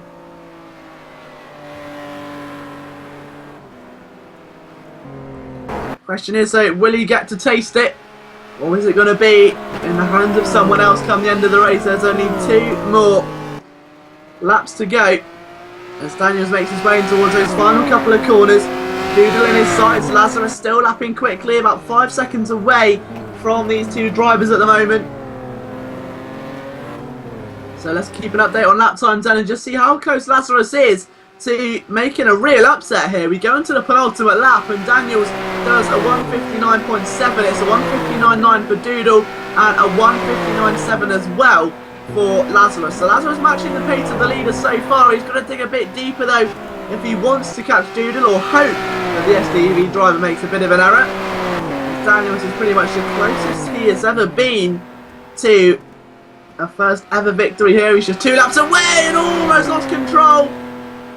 And we've said the inconsistencies have haunted him in the past, as he finally called in the Ghostbusters. And is this film going to have a happy ending? Daniels is now just a couple of moments away from being crowned a winner in round 3 of the Car of the Year Championship. All he's got to do is keep his teammate at bay, about 1.5 seconds behind, and then take the car to the line. Is this achievable for the SDEV driver? He goes through the national pit straight, and it's looking like he's a lot more comfortable here. He enters Cop's corner, catching the apexes extremely fairly. It's like he's dancing the car around Silverstone at the moment. Now Doodle has lit the pit button up. Is this an underfueling problem? Or is that just an accidental press of a button? Because if that's the case, Doodle is going to be heartbroken right now. Only time will tell, because the only time he can pit in is at the end of this lap. But if it is, not boding too well. Lazarus takes a slightly more bumpy route there, going in towards the hangar straight. And Ganj follows him suit.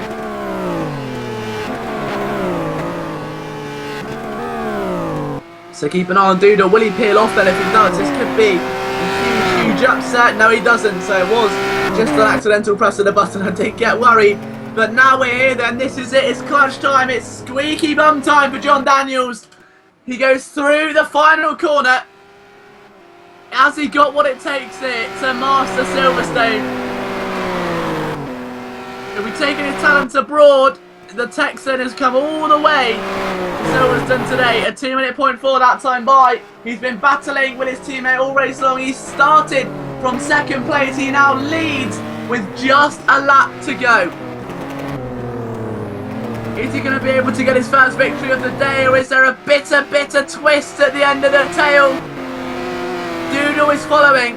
Lazarus is very much a lethal threat in the distance. All three cars are on the Wellington straight, making their way down into the Woodcote complex again.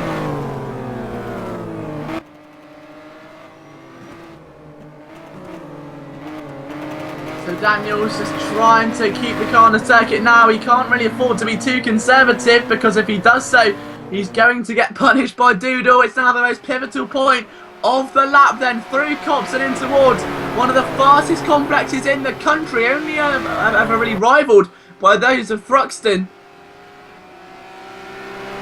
Daniels takes Copse gracefully. Doodle's headlights are still there, still that lingering presence, but will there be a fist pump? The adrenaline is starting to rush now for John Daniels. He's moments away. It's been a great few weeks for Daniels. His driving's improved. We found also that he's recently got into a relationship, so big congratulations for him there. He's gone straight to the inside to defend, and you can't blame him. Break the slipstream and keep Doodle as far behind as you can. But it's going to be a great few weeks, perhaps topped off by the best way possible. A win in round 3 of the Car of the Year Championship. Daniels has 2 more corners remaining until it's all said and done. This could be history in the making. Have all the pieces of the jigsaw finally come together? The answer is yes, they have. John Daniels wins in Silverstone. He comes across the line and will be so elated with that. John Daniels takes his first ever championship victory in the 900 to 1100 Skillquant for round 3 of the Car of the Year Championship. It's an SDEV lockout like it was on the grid, but this time the positions had switched. SDEV Doodle 127 takes second, it's Lazarus in third, Ganj takes fourth, Superbar in P5, Hesh in sixth, Acosta seventh, Popo in eighth, Diamond in ninth.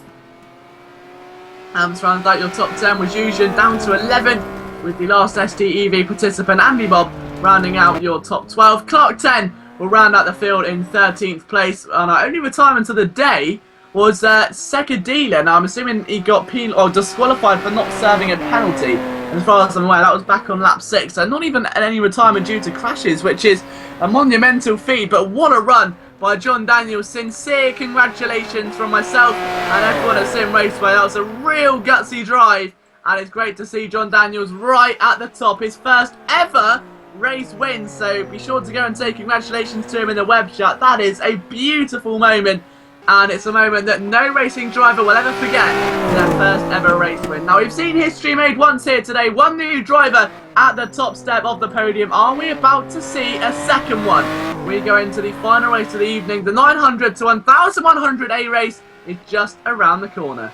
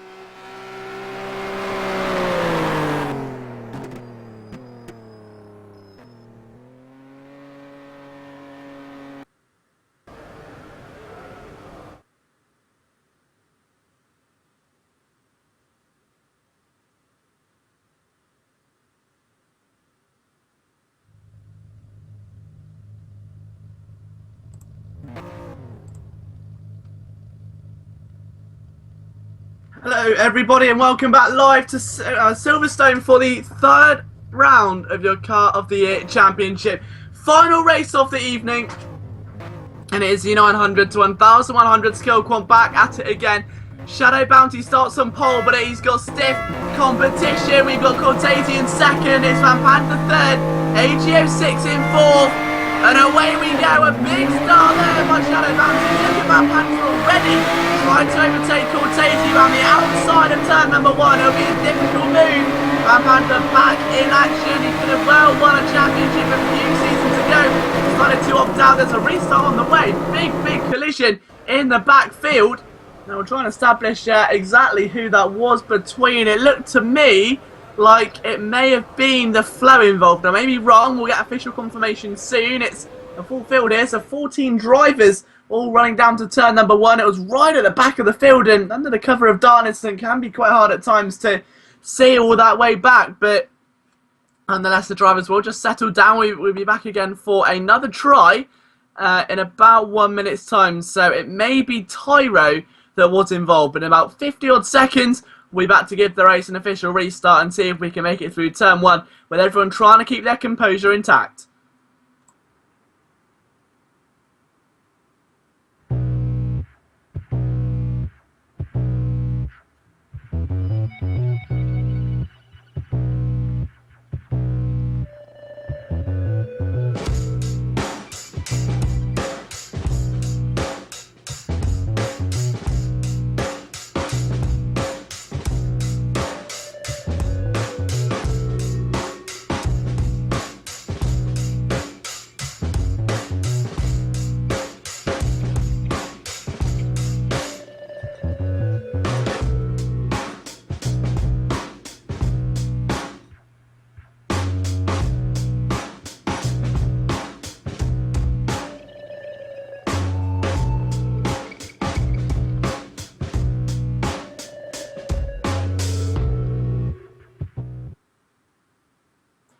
So we're back again then, as we say, final race of the night. We've got one more round of the championship. However, for your Simraceway Car of the Year 2014, this was the car that won it though.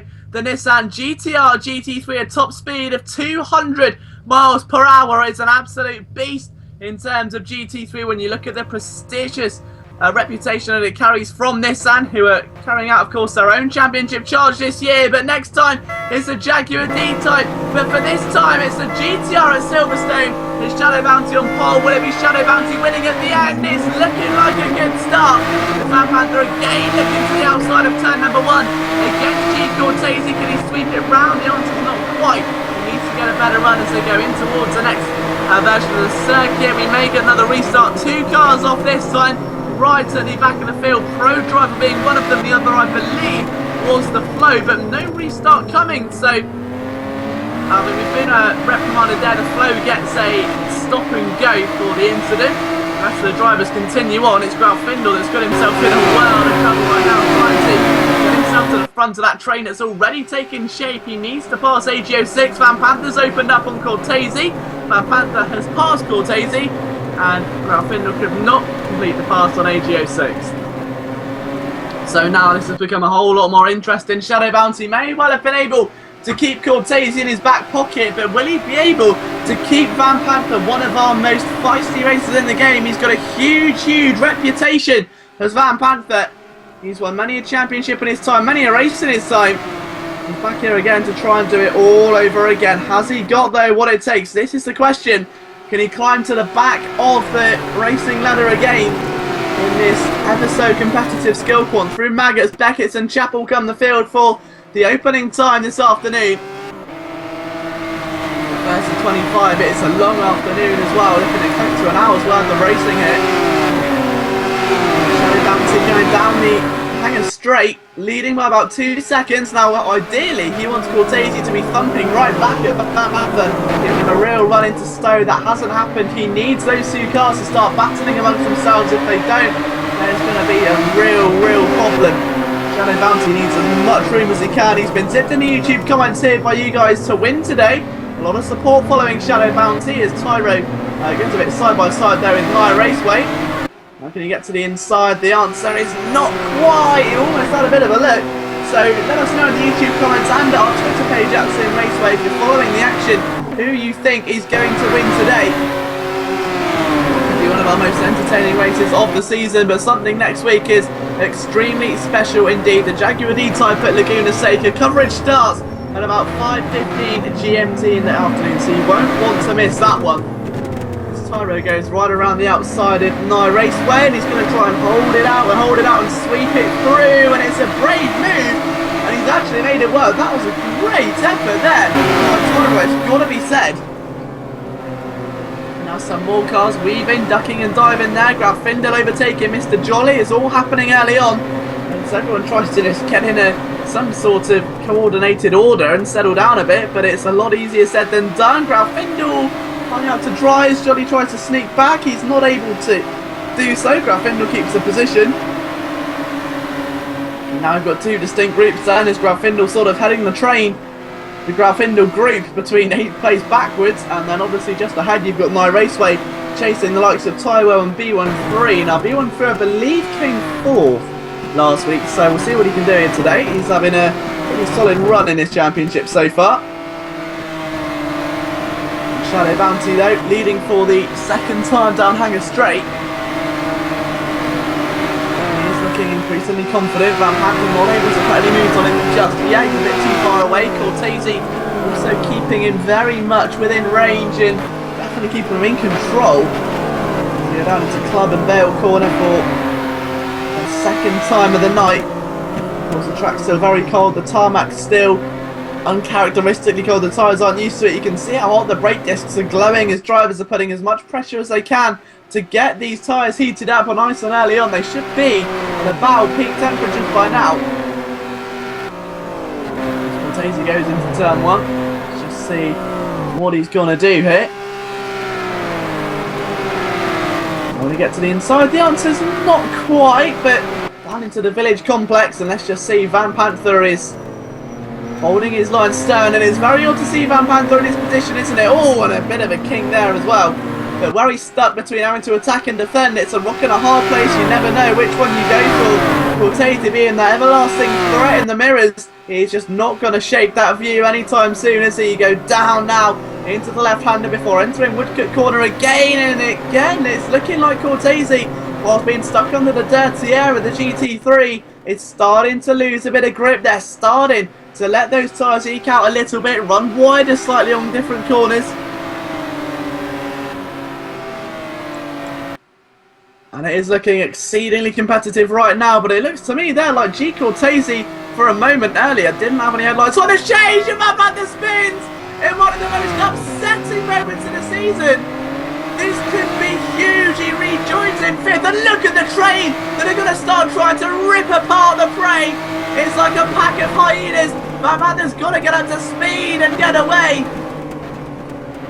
A tiny error could have the most catastrophic effect if he's not careful. Luckily he's on the racing line quick and is going to avoid being attacked by Raceway and company, but a huge upset, not upsetting in terms of emotion, but upsetting in terms of the fact that this is a big driver. You do not see him make those types of errors very often at all.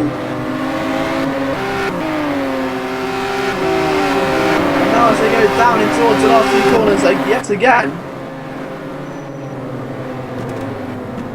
he is just looking at the moment like Van Panther's going to have to do a lot of rebuilding here today, and that's such a shame as well. We say very uncharacteristic from Van Panther. He usually leads from the front, and you don't really see that much of him, to be all honest with you. He's so far away into the distance, he may as well be driving on a different circuit half the time, but now he's right in the thick of it, and if he isn't careful, he's over driving it. There is a long line of drivers just waiting for that perfect moment to sneak through, and Ricos is one of them, down in P11. Now it may not seem that significant at the moment, but look at the train from his onboard view. Now look at the amount of cars that he can see. He's 11th place, he's got to be all the way up to about 7th or 6th. It's absolutely remarkable at this stage during the race to see that sort of view. And now Mr. Jolly opening up on Luke Sky, you can see there, and from the onboard of Enricos, it's quite a tense moment. You don't want to be doing that too often. This one's quite wide at the rear. They start very skinny. You can see the bodywork naturally flows out to try and get better airflow over the car. So sign is one of sheer brute force. Great success at the Nürburgring. Even better success across many different series. And of course, not forgetting the Bathurst 12-hour where the likes of Florian Strauss, who's an ex-sim racer himself, took control of one of the Nissans and took it to victory. An exceedingly exceptional result there for the Nissan team, and this gorgeous GT3 has been one of sheer glory. You cannot simply take away the achievements that it's got. Whether it's podiums, race wins or even championships, it is one of the finest GT3 machines on the market without a shadow of a doubt. It can be yours today in Simraceway for just $3 or 3,000 credits. Johnny again trying to stay with Luke Sky at the moment, who's hovering down towards the lower third of the field, and Enrico's going very wide there. He joins the circuit, and I may actually have a chance to overtake Jolly going into Vale, and it's a lot more sensible when it comes to committing the car on the inside. Bounce over the curbs, almost loses control. He does lose all of that time he gained previously. So another lap in the boots, and another huge lap there for Shadow Bounty at 1:59.2. That's 7/10 quicker than the man chasing him at the moment. He's 3.4 seconds clear of G Cortese. AG06 is third, B13 is fourth, Van Panther is in fifth place, My Raceway sixth, Grafindel seventh, 8th place Tyro, 9th is Luke Sky 18, 10th is Jolly, then Enrico's Pro, PA and the Flow. That was rhyme then, didn't it? But the Flow trying to maybe put a move on Mr. PA at the moment. Again, another big train starting to form there behind Enrico's following that error. That's another 4 drivers. So plenty of action here on the race circuit at Silverstone today, and it's sure it's going to be plenty more to come as well. We're only just getting started. You cannot underestimate any of these drivers. It's going to be so tense.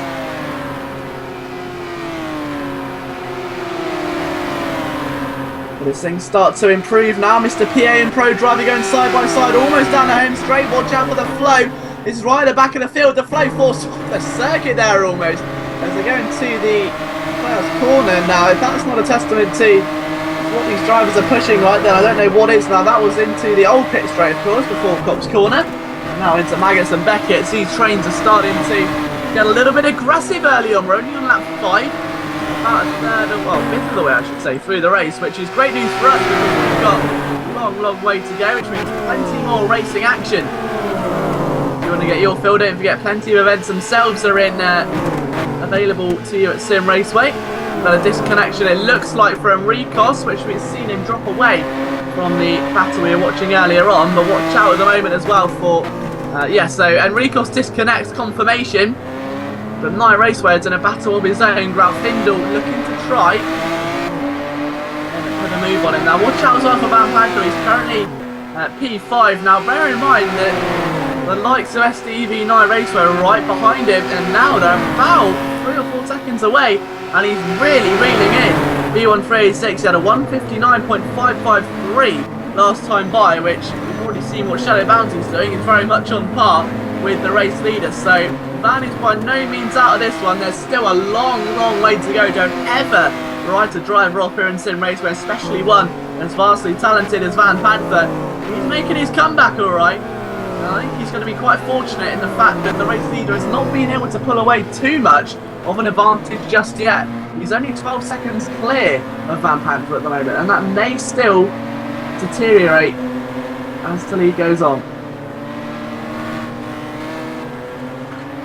Just behind Van Panther is where all the action's starting to kick off just a little bit. We've got Luke Sky and Mr. Jolly, who are at hammer and tong at the moment to go into Cop's Corner. Jolly surely looking to get a run down into Stowe if possible. It'd be a bit risky trying through there. We've only seen it once today in one of the lower Skillquant, and it was absolutely breathtaking to watch. Move through Cop's Corner, but it isn't without risks. It's a discreetly difficult pass to make.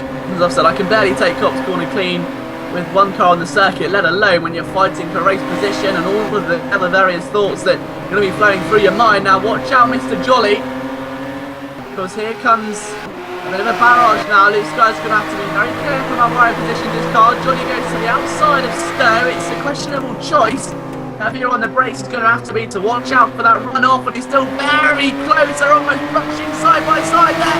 He needs that inside line, and Luke Sky knew he was going to get it, but Johnny comes back up the inside for Vale. Luke Sky slams it all shut, throws away the key, and Mr. Jolly is now scratching his head again. So those two drivers very much locked in warfare at the moment. In terms of Van Panther, the gap last time was 8 seconds, a 1:59.4 for Van Panther, the man now in 5th, a 1:59.5 for B1386. So he is lapping quicker than those around him. So things are going very, very well right now. The man who's currently P5 and trying to recover, but it's still going to be a long afternoon ahead. Passing is one thing, having already caught someone, bear in mind. It can be extremely difficult to pass a car, especially when you're in these cars as well, because they're so open to slipstreaming opportunities. That giant rear wing just built for aerodynamic purposes and trying to get the best advantage you can over your opponents. It makes overtaking so difficult when defending can be just so easy. As soon as you overtake, you're immediately back on the back foot again, defending against a counter-attack from the driver you've just overtaken. And it can really be a spanner in the works of anyone looking to achieve a good result. Just ask the STEV boys from earlier on, John Daniels and Doodle, who were at it for the entire 16-lap race. And then found themselves a couple of laps to go, finally separated themselves with some room on circuit. But here's Grafindel and Nye Raceway again. This is 6th and 7th position on the circuit at the moment. They're making their way out of Beckett's through Chapel and in towards the Hanger Straight yet again.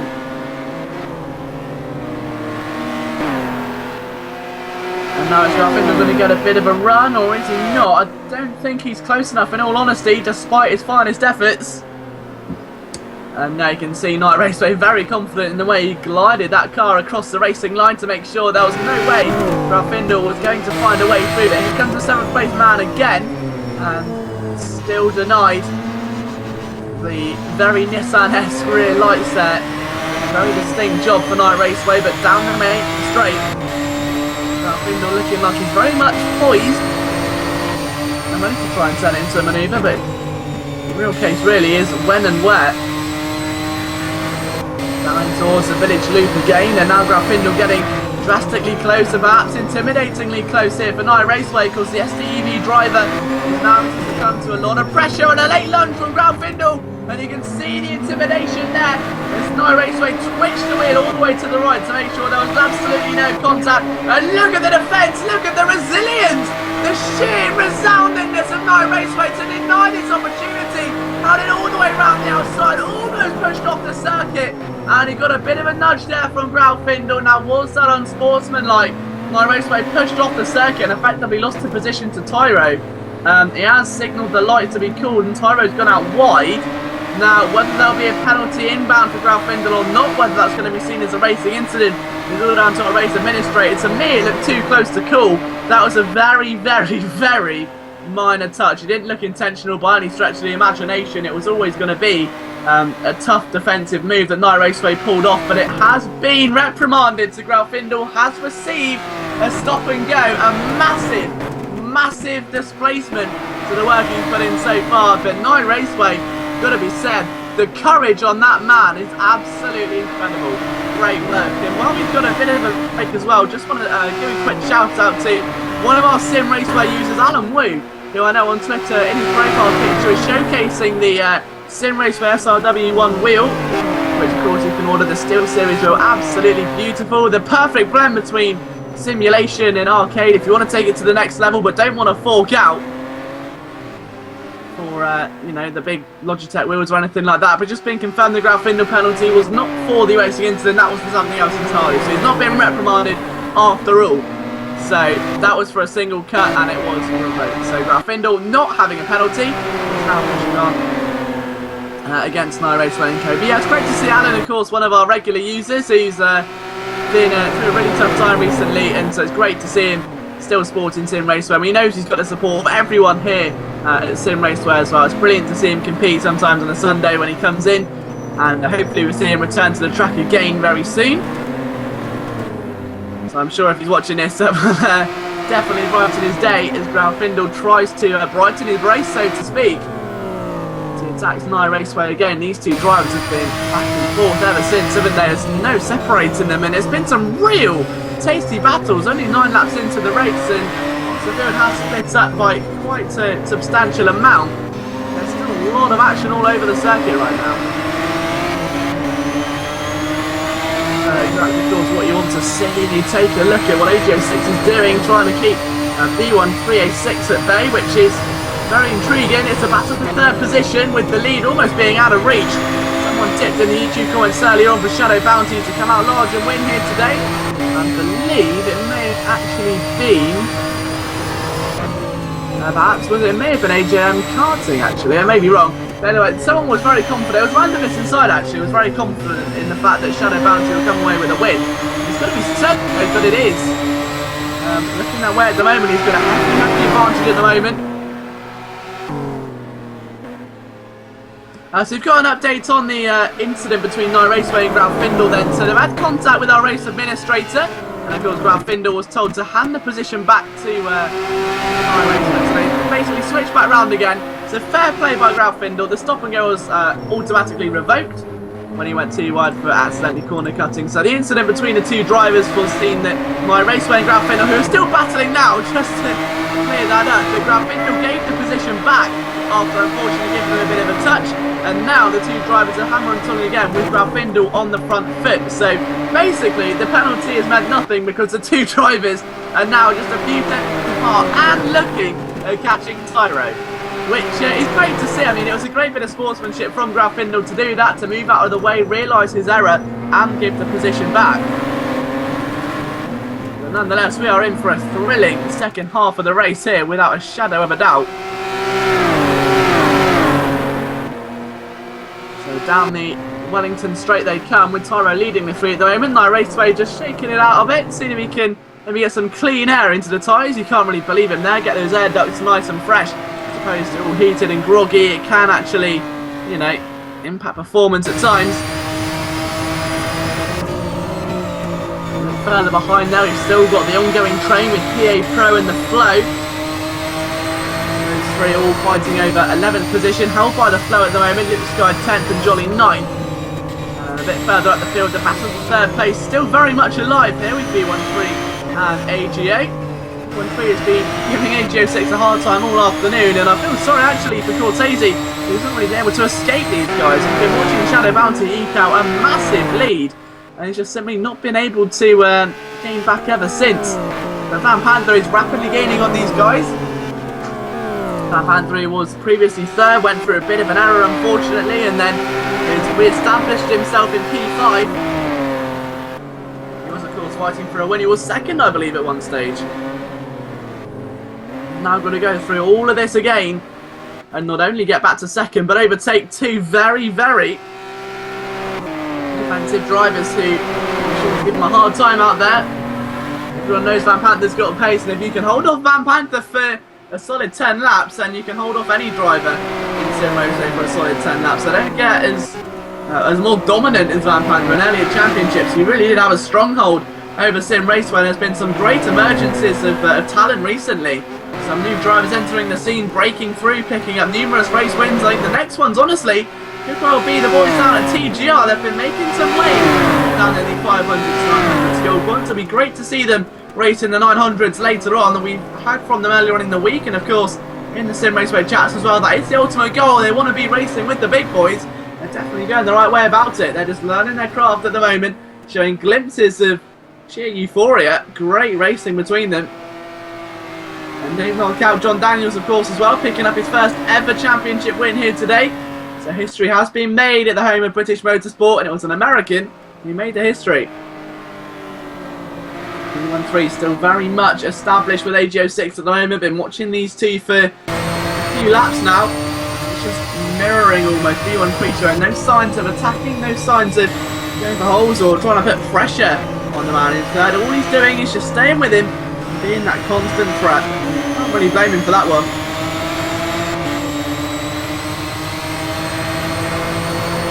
So down the hangar straight come the drivers. They really are starting to fly some real pace now. We'll give you an update as well on just exactly what the lap times are, because I'm not being funny, but Cortese's losing a bit of time, which means that a 4-person train with Van Pander at the back of it is going to make for a very intriguing afternoon of racing. So Shadow Bounty over the line does a 1 minute 59.273. So that is the benchmark time from the race leader. Cortese with a 1:59.9, 59.4 and a 59.6 from the 2 drivers behind, so they are going quicker. And a 59 flat. Certain Mr. Van Panther, we said how quick he was. Sometimes it's going to be seen to be believed. You're witnessing it now. Van Panther is very much a part of this battle. And don't believe me, but we're going to see a 4-person fight here for 2nd position. I'm calling it now. Cortese's unable to get away. You've got 2 cars who are obviously earning slipstreams off each other, which is always going to benefit you. And now you take a look at just the gaps between them. There's about 5 seconds separating all 3 cars at the moment. Absolutely magnificent what we're witnessing on the circuit. Don't forget as well, get involved at Simraceway or at Liam Jenkins 21 if you've got any questions or comments. Or just be sure to leave a comment in the YouTube section as well. Interact with each other. It's a great little family here if you're new. It's that bright yellow chat button on the Simraceway website where you can talk to all of our races. And anything you need to know about the game or any cars or tracks or anything like that, you can find out from the gentlemen in the chat rooms. So Grafindle's still 6th ahead of Tyro. Now Night Raceway is between them now because Tyro has kind of been the bacon in the sandwich, isn't he? Night Raceway and Grafindle have been at war all afternoon, and now Grafindle's 6th. Tyro's come in, settled as bacon, and Night Raceway has been left as the bottom bit of bread, unfortunately, for now. Who knows? We'll have to wait and see what happens.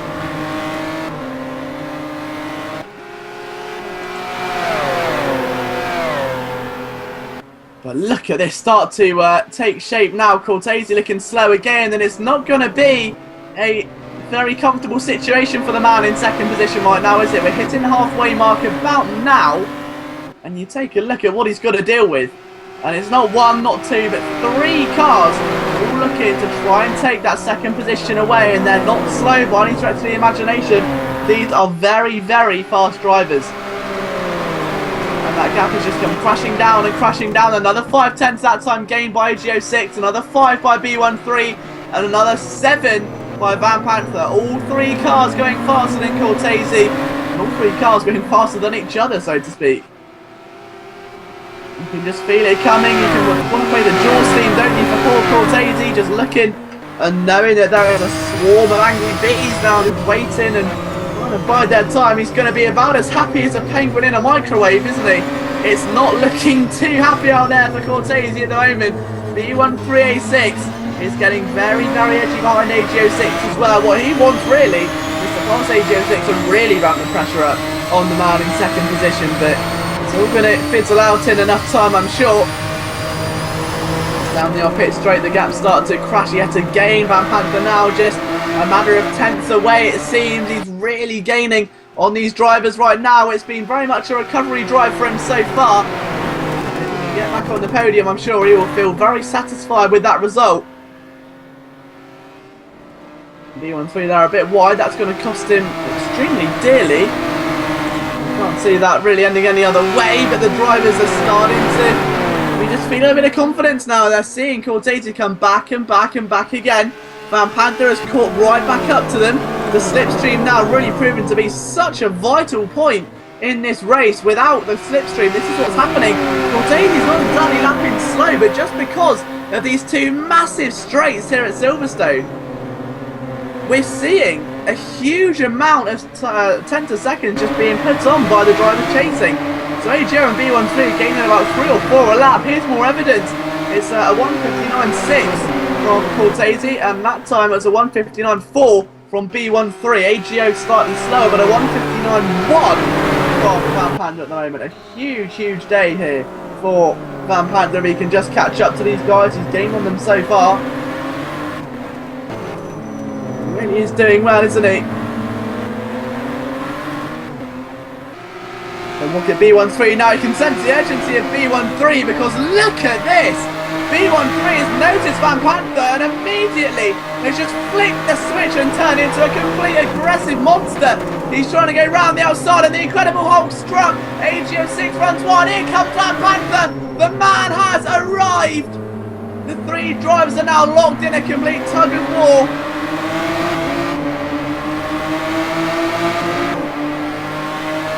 This is going to be a battle for the ages. You do not want to take your eyes off the screen. Down into Cobb's corner again. AGO6 has a bit of an advantage and Cortese can breathe. The fresh air is going to be flying around him right now. He will be so relieved for a minute that he can take his mind off those behind him. Van Panther is going to have to be given 110% right now. B13 with a bit of a slide. It may compromise his run coming out of the corner. Down the hanger straight again, and this is the last man you want chasing you. Van Panther is all over B13, just wrapping him in the spider web. And now is he going to inject venom into the prey? The answer is he bides his time, just toying with it for a little bit as B13 is torn between attacking and defending.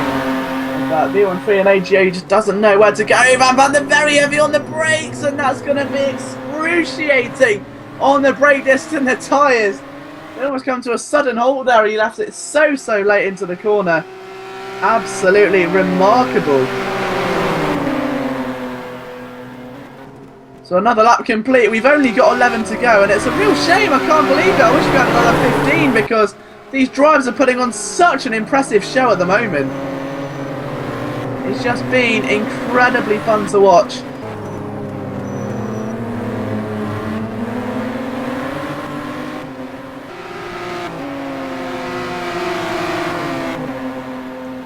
And now Dan Wellington again.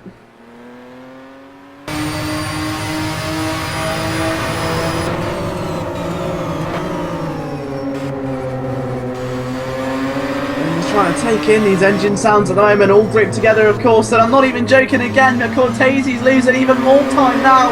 Oh, he thought he had a breath of fresh air, but somehow these three drivers have almost kind of telepathically read each other's minds and gone, you know what, should we just all work together and catch the man in second? Because right now, this is just building up and building up for an explosive last 10 laps or so. Graf Finn was behind them as well. You've got Tyro there in P7.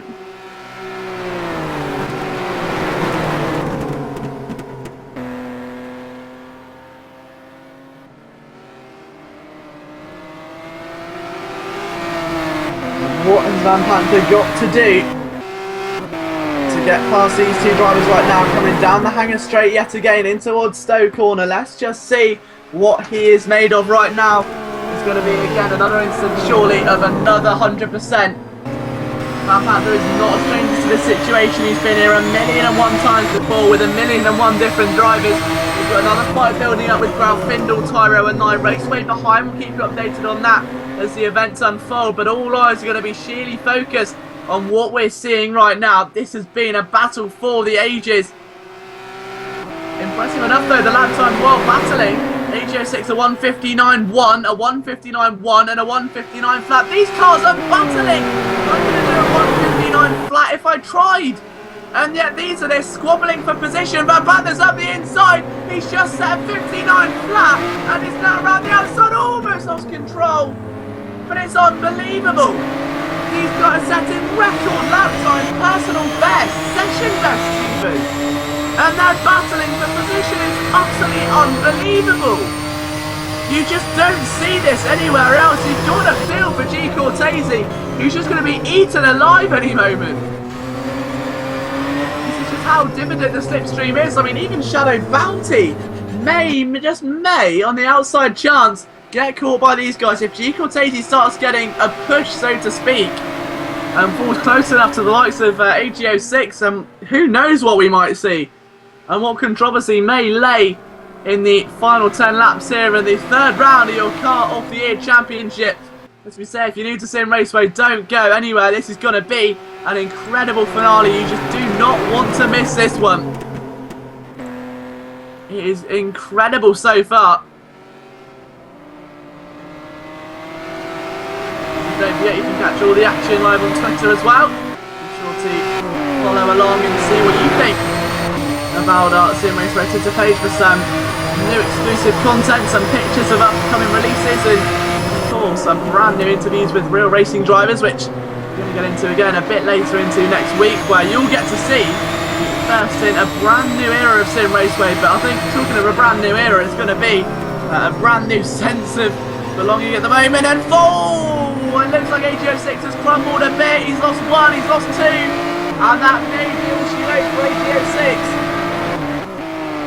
Start finish line, and it just looks to me like he just got a bit too hasty, a bit too aggressive, and he just lost his footing into the corner. Unfortunately, the car has lost control. The back end steps out and is now unleashed. Van Panther and B13, and Cortese again can breathe. For how long, we don't know. The gap stands at about 10 seconds between Shadow Bounty and an onslaught of Nissan GTRs. Ralph Tyro and Raceway still all together. Mr. Jolly's there as well. Luke Sky, the Flow, PA, Pro Driver, and our only retirement of the day so far, Enrico. So only one retirement. It's not been a very... It's considering really as well, this is a long race at Silverstone. It's a very demanding circuit. Whilst not undulating, it's very, very technical. And to only see one retirement is... which was a disconnection as well, bear in mind.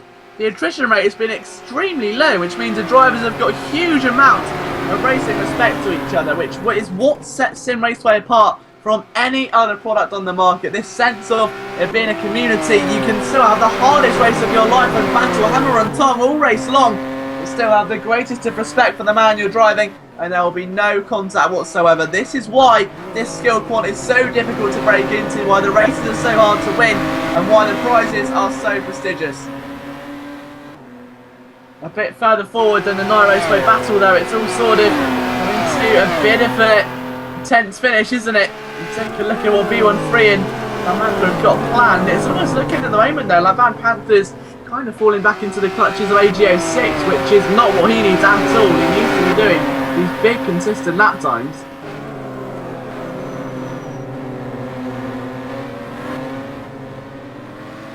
Utterly unbelievable race so far.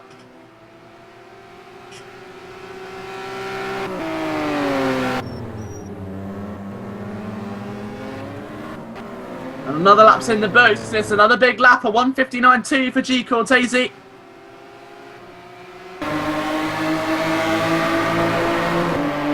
The question is though, is this going to be enough, because he's been under so much pressure now for a solid 5 or 6 laps, possibly even more when you take into account how long Van Panther has been a part of this. And now it's AGO6 that whilst he may be quite some way behind, he's not exactly out of it just yet, is he?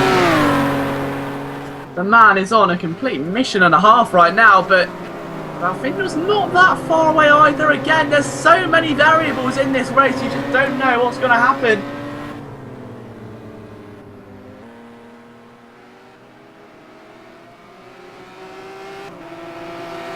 He's now over the start-finish line for the old pit straight. Come the field once again, and looking behind Ralphindo, Tyro and Raceway, the 3 drivers who've been locked in war, and they haven't really put on too much of an overtaking show so far. It's been very much a driver versus a circuit, and try not to lose your footing, because this circuit will punish you at any given opportunity. No doubt about that. And we take into account just the amount of pressure that these drivers are under at the moment as well. There's a lot at stake here, as we say, $1,000 prize pool overall. And this being the 3rd round of the championship, for the last few months it has been the case where it's just been 3 rounds to the Simraceway Championship. This one's back to 4 again, so that extra round adding back either a bit of leverage for some drivers or a second chance for others, where if they don't perform in one of the first rounds or have a bit of an off one, for instance on round number 2 or 3, they can redeem themselves, but it's going to need to be something extremely special. When you look at the circuit and car combo, it's Simraceway's new home, the Laguna Seca, where we've just expanded to the heart of Monterey Bay. In terms of our performance driving centre, you too can go out and drive with Simraceway in real life around one of the world's most renowned circuits. Now, that's an exclusive package, so be sure to check that out at our Simraceway Performance Driving Centre Facebook page.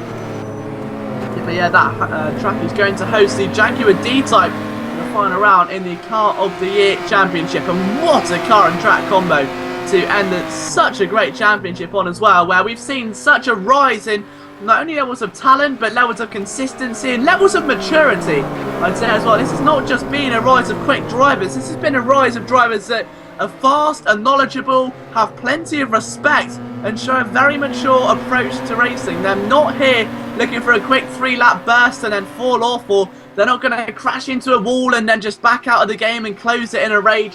These will fight to the end. These are drivers, not players. These are racing drivers now, and you can just sense the maturity levels around the circuit. The moves may be becoming a lot less frequent, but the ones that are so sensational. They're so realistic, and it's how a real racing driver would approach such a racing move, and this is what we want to see. Simraceway is producing a surreal level of talent right now in every single Skillquant as well, not just this one, but all the way down to like the 500, 900Bs. There have been some great drives, great drivers that are pushing their way through the ranks here. Van Panther gets very up close and personal to the back of B13, and I'm pretty sure that in 7 laps time or so he'll be pretty sick of the back of that car because he's been stuck behind it long enough. AGO6 not even being a factor in this one for Van Panther. It was just a case of he went wide and Van Panther took the corner. He's always been stuck behind B13, and now he's going to try and get past him and then Lee Cortese. His safest bet is to push Cortese push B13 towards Cortese. If he doesn't, he's got to rely on his own pace, which, well, when you're Van Panther is no bad thing at all, but especially when you're setting 158.8. Now, I mean, this is the difference between a slipstream. Cortese 159.1, both B13 and Van Panther are 158.8. So the difference in lap time has just been sensational.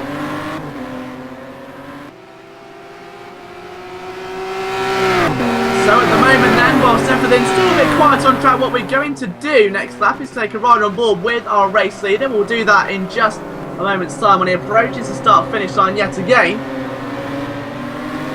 Of course, I think there'll be no better man than to jump on board with, and Van Panther somehow with the pit button lit. I'm wondering if there's a potential pit stop waiting to happen, if it's a miscalculation or perhaps just an accidental press of the button. We're going to find out one way or the other, that's for certain. But through the old Copse corner they come again in towards the magnificent Maggots and Beckett's complex. And Van Panther, if he does have to pit in, is going to be the most gut-wrenching thing to watch. It will be absolutely heartbreaking. But the man who stayed a solid 10 seconds minimum, it seems clear from the rest of the field right now. Shadow Bounty is on another level, as we say. Randomness inside predicted it. And the YouTube comments earlier before the race even began, he said Shadow Bounty will win, full stop. No hesitation, no other thoughts, just this man is going to win. And we're about to see why. Then let's join for a lap on board with our race leader and our pole sitter, Shadow Bounty then. So down in towards the last couple of corners, get the car nice and straightened up, and here comes a charge then. You start out number 21 and 25 through the final corner, heavy through the gears, foot flat to the floor as you approach turn number 1 here at Simraceway. It's almost a direct replica of Copse corner. Guide the apex nicely. It looks like the track widens out just a little compared to what Copse does, and you go into the brand new loop section through Abbey Farm down into Village. It's a heavy hairpin before you flow through the loop at turn 4 and bring your way out of Aintree at turn 5. That's where the car feels oversteered. No such thing there for Shadow Bounty. Nice and careful over the apex. He doesn't want to take any grass. Very conservative here for Shadow as he makes his way down now in towards turn number 6 of Brooklands. This one a blind apex, so to speak. You want to approach it a bit deeper, just as Bounty's done there, to catch that second apex, bring it through all the way around left field to turn 7. You can very easily get hang out to dry there and lose valuable seconds. The car dances on ice as he battles with oversteer, and Shadow Bounty wins the war every day of the week. Down the old start finish straight at the National Pits and in towards Copse corner, the legendary Copse corner.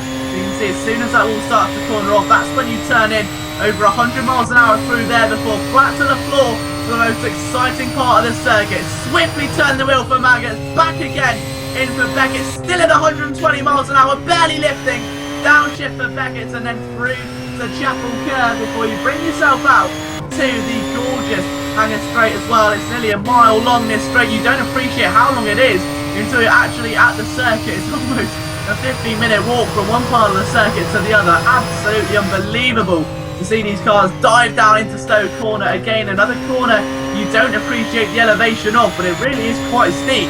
And the cars will be bouncing around as they go down in towards Vale and Clubs. So Club Chicane is turn number 17. And Shadow Bounty brings the car out of the final turn and brings himself over the start-finish line for a lap on board. And whilst that's all been happening, we've actually missed a bit of a battle. Van Panther has passed B13. A bit of a kick out there, though. So we have been kept updated. Apologies, it's always the right time. But now Panther has to chase. He's only got a few more laps. He cannot afford to get counted. B13 knows this. Van Panther's looking to restore the place he was before the incident. B13 is looking for a podium, and now he's been cut short. He needs this slipstream, with Van Panther not getting one from Cortese. Currently, B13 is the only hope to himself, really, to get this going. AGO6 is there as well, in the mix, just waiting. You can see already now that Van Panther's been released into clean air, just how much of an impact this man has. Again, apologies for missing the move. We decided to take a look on board at the worst of times. It's always the way. The commentator's curse shining through again with just a few laps to go. But he's really got to make a move on Cortese now before it's too late. If he doesn't, he may regret it for the rest of the race. He's got to stay for as long as he can here. If he doesn't, it could be a real pressurable situation. He needs to try and pass as soon as he can. If he doesn't, it's going to be a long afternoon for him. It's only a couple of laps, but they'll seem like a lap of Le Mans, like we say. Van Panther's just got to be so focused right now on the back of Cortese and hoping Cortese just puts one tiny step wrong. And look at this, even though Shadow Bounty is dominating the race, he's not even that far ahead. They're still on the same piece of track, still only about 15 seconds separated, I reckon. Cortese is having to do a lot of work right now. B13 trying to stay with these guys. AGO6 has dropped back a little, a bit further back in the field. It's all sort of died down. An update as well. We actually lost the driver on lap number 18. That was the Flow. So our first real retirement of the afternoon on P13. Unfortunate result there for the Flow. Usually very consistent, but these three drivers cross the line again. A 1:58.5 for Van Panther. He's half a second faster than Cortese again. And look at that, without the slipstream, B13 back to a 1:59.1. Absolutely incredible pace here by B13A6. But it's not quite as incredible as what Van Panther's doing right now, setting those timing sheets alight, and he's just pounding G Cortese, and he's going to be feeling it as well, because there's only a couple of laps before this race comes to a close. Lap 23 or 25, bear in mind that this could all come crashing down for Cortese. It's all about the clutch now, and we're not talking about the one that sits between your brake and the accelerator. We're talking about the clutch, where it's right at the end of the race. There's just a couple of laps remaining. Can you hold on, or are you going to choke the lead you've got? And against Van Panther as well, one of the giants of Simraceway. You can see how hard he's wrestling this car around the home of British Motorsport right now. He almost had a big mess up there going in towards turn number 8, but somehow kept that car in a straight line. And as he enters Copse Corner, he's just trying to gain any advantage he can on G Cortese right now. All the rest of the drivers have somewhat settled their differences. It's been a bit of a quiet second half for the midfield. All eyes have been so focused on the moves in that battle for the podium positions from 5th to 2nd, all having it out on the circuit right now. And what ideally AGO6 needs is Van Panther to catch Cortese, to go for a move and it not pay off, then open the door for those two drivers of B13 and AGO to overtake once again. Both ended in 6. You can call them the 6 squad for ease of reference for now. The two are separated by about 3 seconds at their last interval. Now going down to start the penultimate lap of the race, and this is it. This is where it's hammer time. It's do or die for G Cortese. He's defended gracefully all afternoon, but what's it gonna take to keep a hungry Van Panther at bay? You do not want to stand between Van Panther and his prey, but Cortese, being the prey, has got a choice. He can either run or he can stand and fight. Do you roll over and let Van Panther through and just take the podium, or do you fight for second place, the one which you've held for nearly 45 minutes worth of racing for? Cortese is going to by no means be intimidated here by Van Panther. He's been here so many times. He's now fighting for second position can almost feel the amnesty between the drivers. It is so tense out there right now. Cortese just lets a little bit of smoke out the tyres. He's really pushing hard. The wheel spin is starting to come through and Van Panter's reeling him in. It is not a good place to be right now if you're G Cortese. It is a very tense and potentially frightening place. As Van Panter is just getting closer and closer to that rear end, and you can see as they enter Copse corner, Cortese runs a bit wide. Will Van Panter see the opportunity through Magnussen? Beckett, here we go! It'll be a brave move for second position, and he thinks out of it. And it may have been move of the decade if he'd have gone for that. Van Panter giving it everything right now at Cortese, just trying to scare him to get in that mindset. It's all about mind games, and there it goes, Cortese off the circuit. Van Panter's got the run, it's exactly what he wanted. He's got to defend that inside line. Van Panter's attacking with everything he's got. Cortese leaving nothing untouched. His blood, sweat and tears here, the two-touch, and it's a dream story for the likes of B1386, who's not only got the popcorn out, but may have a shot into the final lap. Cortese defends into the chicane. Van Panter tries to sweep it round. Beautiful defending by G Cortese as Panther again tries to sneak underneath. Relentless attacking here for one of the most dominant drivers in all of Simraceway history. And now a slipstream into turn number 1. He's not going to go for a move through there. The B1386 is gaining again. It is a dream scenario, like we said, for him. Cortese has got one more lap to hold on. Shadow Bounty's a few corners away from a win. But Cortese has got two massive straights to stop two very fast drivers. He can do this, he may as well just get driver of the afternoon. It is going to take something really special to stop them now. Van Panter immediately makes his intentions clear, and Cortese reluctant to let that move through, but he comes out wide. Does he lose it? He loses the back end, and it's almost like Van Panter was planning it all along. We saw it happen last lap. The smoke came out from the rear tyres. Van Panter probably noted it, went to the outside knowing the same was going to happen again. Indeed it did. History repeated itself, and a brave drive is not rewarded, but Van Panter, having fallen to 6th place earlier on, is now back to 2nd in what is simply a heroic drive. He recovered in the only way he knew how, overtaking every car that he could in his path. And I wish we had another 25 laps of action, because this has just been breathtaking. From the guys in the 900 to 1100 Skillquant, it's not over yet. We've got to give Shadow Bounty his dues, but you don't want to watch this, because this is where that desperation may set in for any of these drivers. Watch out for B13's in the back of Cortese. This is going to go from bad to worse for Cortese into Stowe. B13 finds better of it. Is there a gap? The hole's starting to open and close. Cortese sideways, somehow saves the slide. B13's going to the chicane. Cortese defends, and B13 forces around the long way. We've got to look at Shadow Bounty. It's a dominant win for Shadow Bounty. From pole to the flag, Bounty wins. It'll be Van Panter in 2nd, Cortese 3rd, B13 in 4th, and AGO6 in 5th. But now that's all clarified, a win for Shadow Bounty in the most dominant of fashion. This Skillquant was so evenly matched, barely anything separating them in qualifying, and Shadow Bounty comes out over 10 seconds clear, away from 4 drivers that any one of them could have walked away at 2nd place, held his nerve and took a race win. A huge result for Shadow Bounty. Van Panter returns with a bang in 2nd. It could have been a win.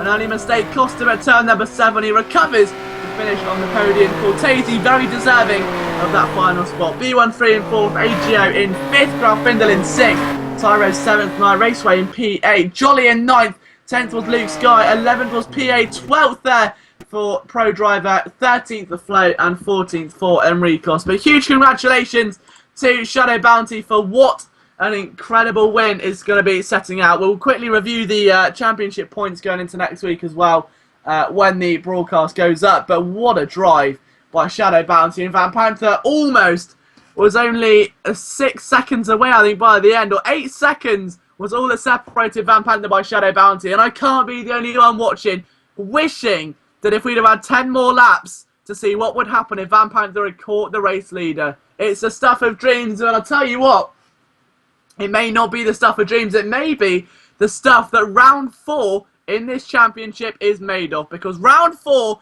of our Simraceway Car of the Year Championship takes the glorious Jaguar D-Type and stakes it at Laguna Seca, the new home of Simraceway. You will not want to miss this. 4 races, a $1,000 prize pool, and over 60 drivers in participation. We've seen the likes of the Simraceway 6XJ4, we've seen the Honda NSX GT, we've seen the Nissan, and now we take a step back in time for the glorious Jaguar D-Type at Laguna Seca. The 1955 classic, a true icon at 24 Hours of Le Mans. I think it took a hat-trick of victories, I think, back in the 50s. So a true racing icon that shaped the way we race today, and true, absolute racing legend. So that brings us to an end here at Simraceway, and as always, we've got to say a few thank yous. Our first one to all of the drivers for participating today and proving to be so valiant.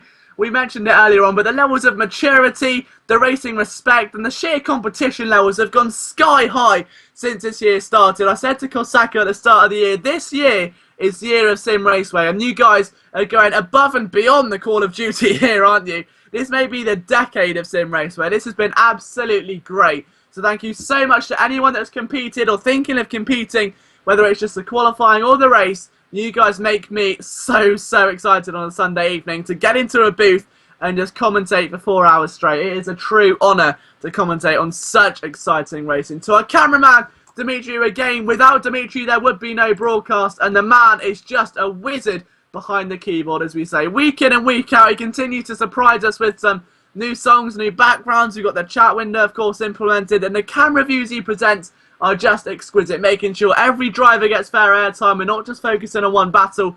The man is an absolute godsend here at Simraceway. A true testament to what Simraceway is all about. So be sure to thank Dimitri if you see him either in-game or in the chat room. Another thank you as well, as always, to Kosaka for thinking of this brilliant track and car combo. I can't wait to see how next week's fares with the hat-trick Le Mans winning Jaguar D-Type, but Kosaka puts his heart and soul into Simraceway every single week. And I think, honestly, that the drivers are starting to respect it a bit now. There's less and less controversy, there's less and less rants and arguments, and people are starting to gel together as a family, which is what we want, because we're one big community, and at the hub of that community is the big parent, Kosaka, and he's sort of raised this great kid from the birth, hasn't he, and turned it into what it is now. So without Kosaka, Simraceway would be half the product it is. So a massive thank you for all of the work he's done over the years. And again, a thank you to all the drivers and the engineers, our instructors, the owner, of course, everyone at the PDC. So whether you're a game designer, an engineer, someone who tests it, to, of course, our racing instructors, both Paul and Nico. We've got our CEO to thank, Jonathan Haswell, who, well, as well, of course, without would not even be Simraceway. So the true heartbeat of Simraceway there. Massive thank you to Jonathan for all of his continued support and all of the massive progress that he's seen move forward, of course, including the Skillquant system, which was one of his ideas. And everyone at the PDC or Laguna Seca or wherever you're watching, thank you for all of your efforts. And to you guys at home for tuning into these broadcasts. We hit 35 views, I think, which is getting close to an all-time record here at Simraceway at live at one stage at a time. So a massive thanks for taking the time out and watching this broadcast. It really is humbling to know that we provide entertainment worthy enough of you watching 4 hours of it. So I know it can be hard at times to watch 4 hours of anything. So to know you want to watch 4 hours of some of the best drivers on Simraceway going at it really does mean the world to me. From myself, Liam Jenkins, I will see you next weekend at Laguna Seca for a championship finale like no other. It's a legendary track meeting legendary cars to form one legendary championship winner. Who's it going to be? We'll find out next Sunday.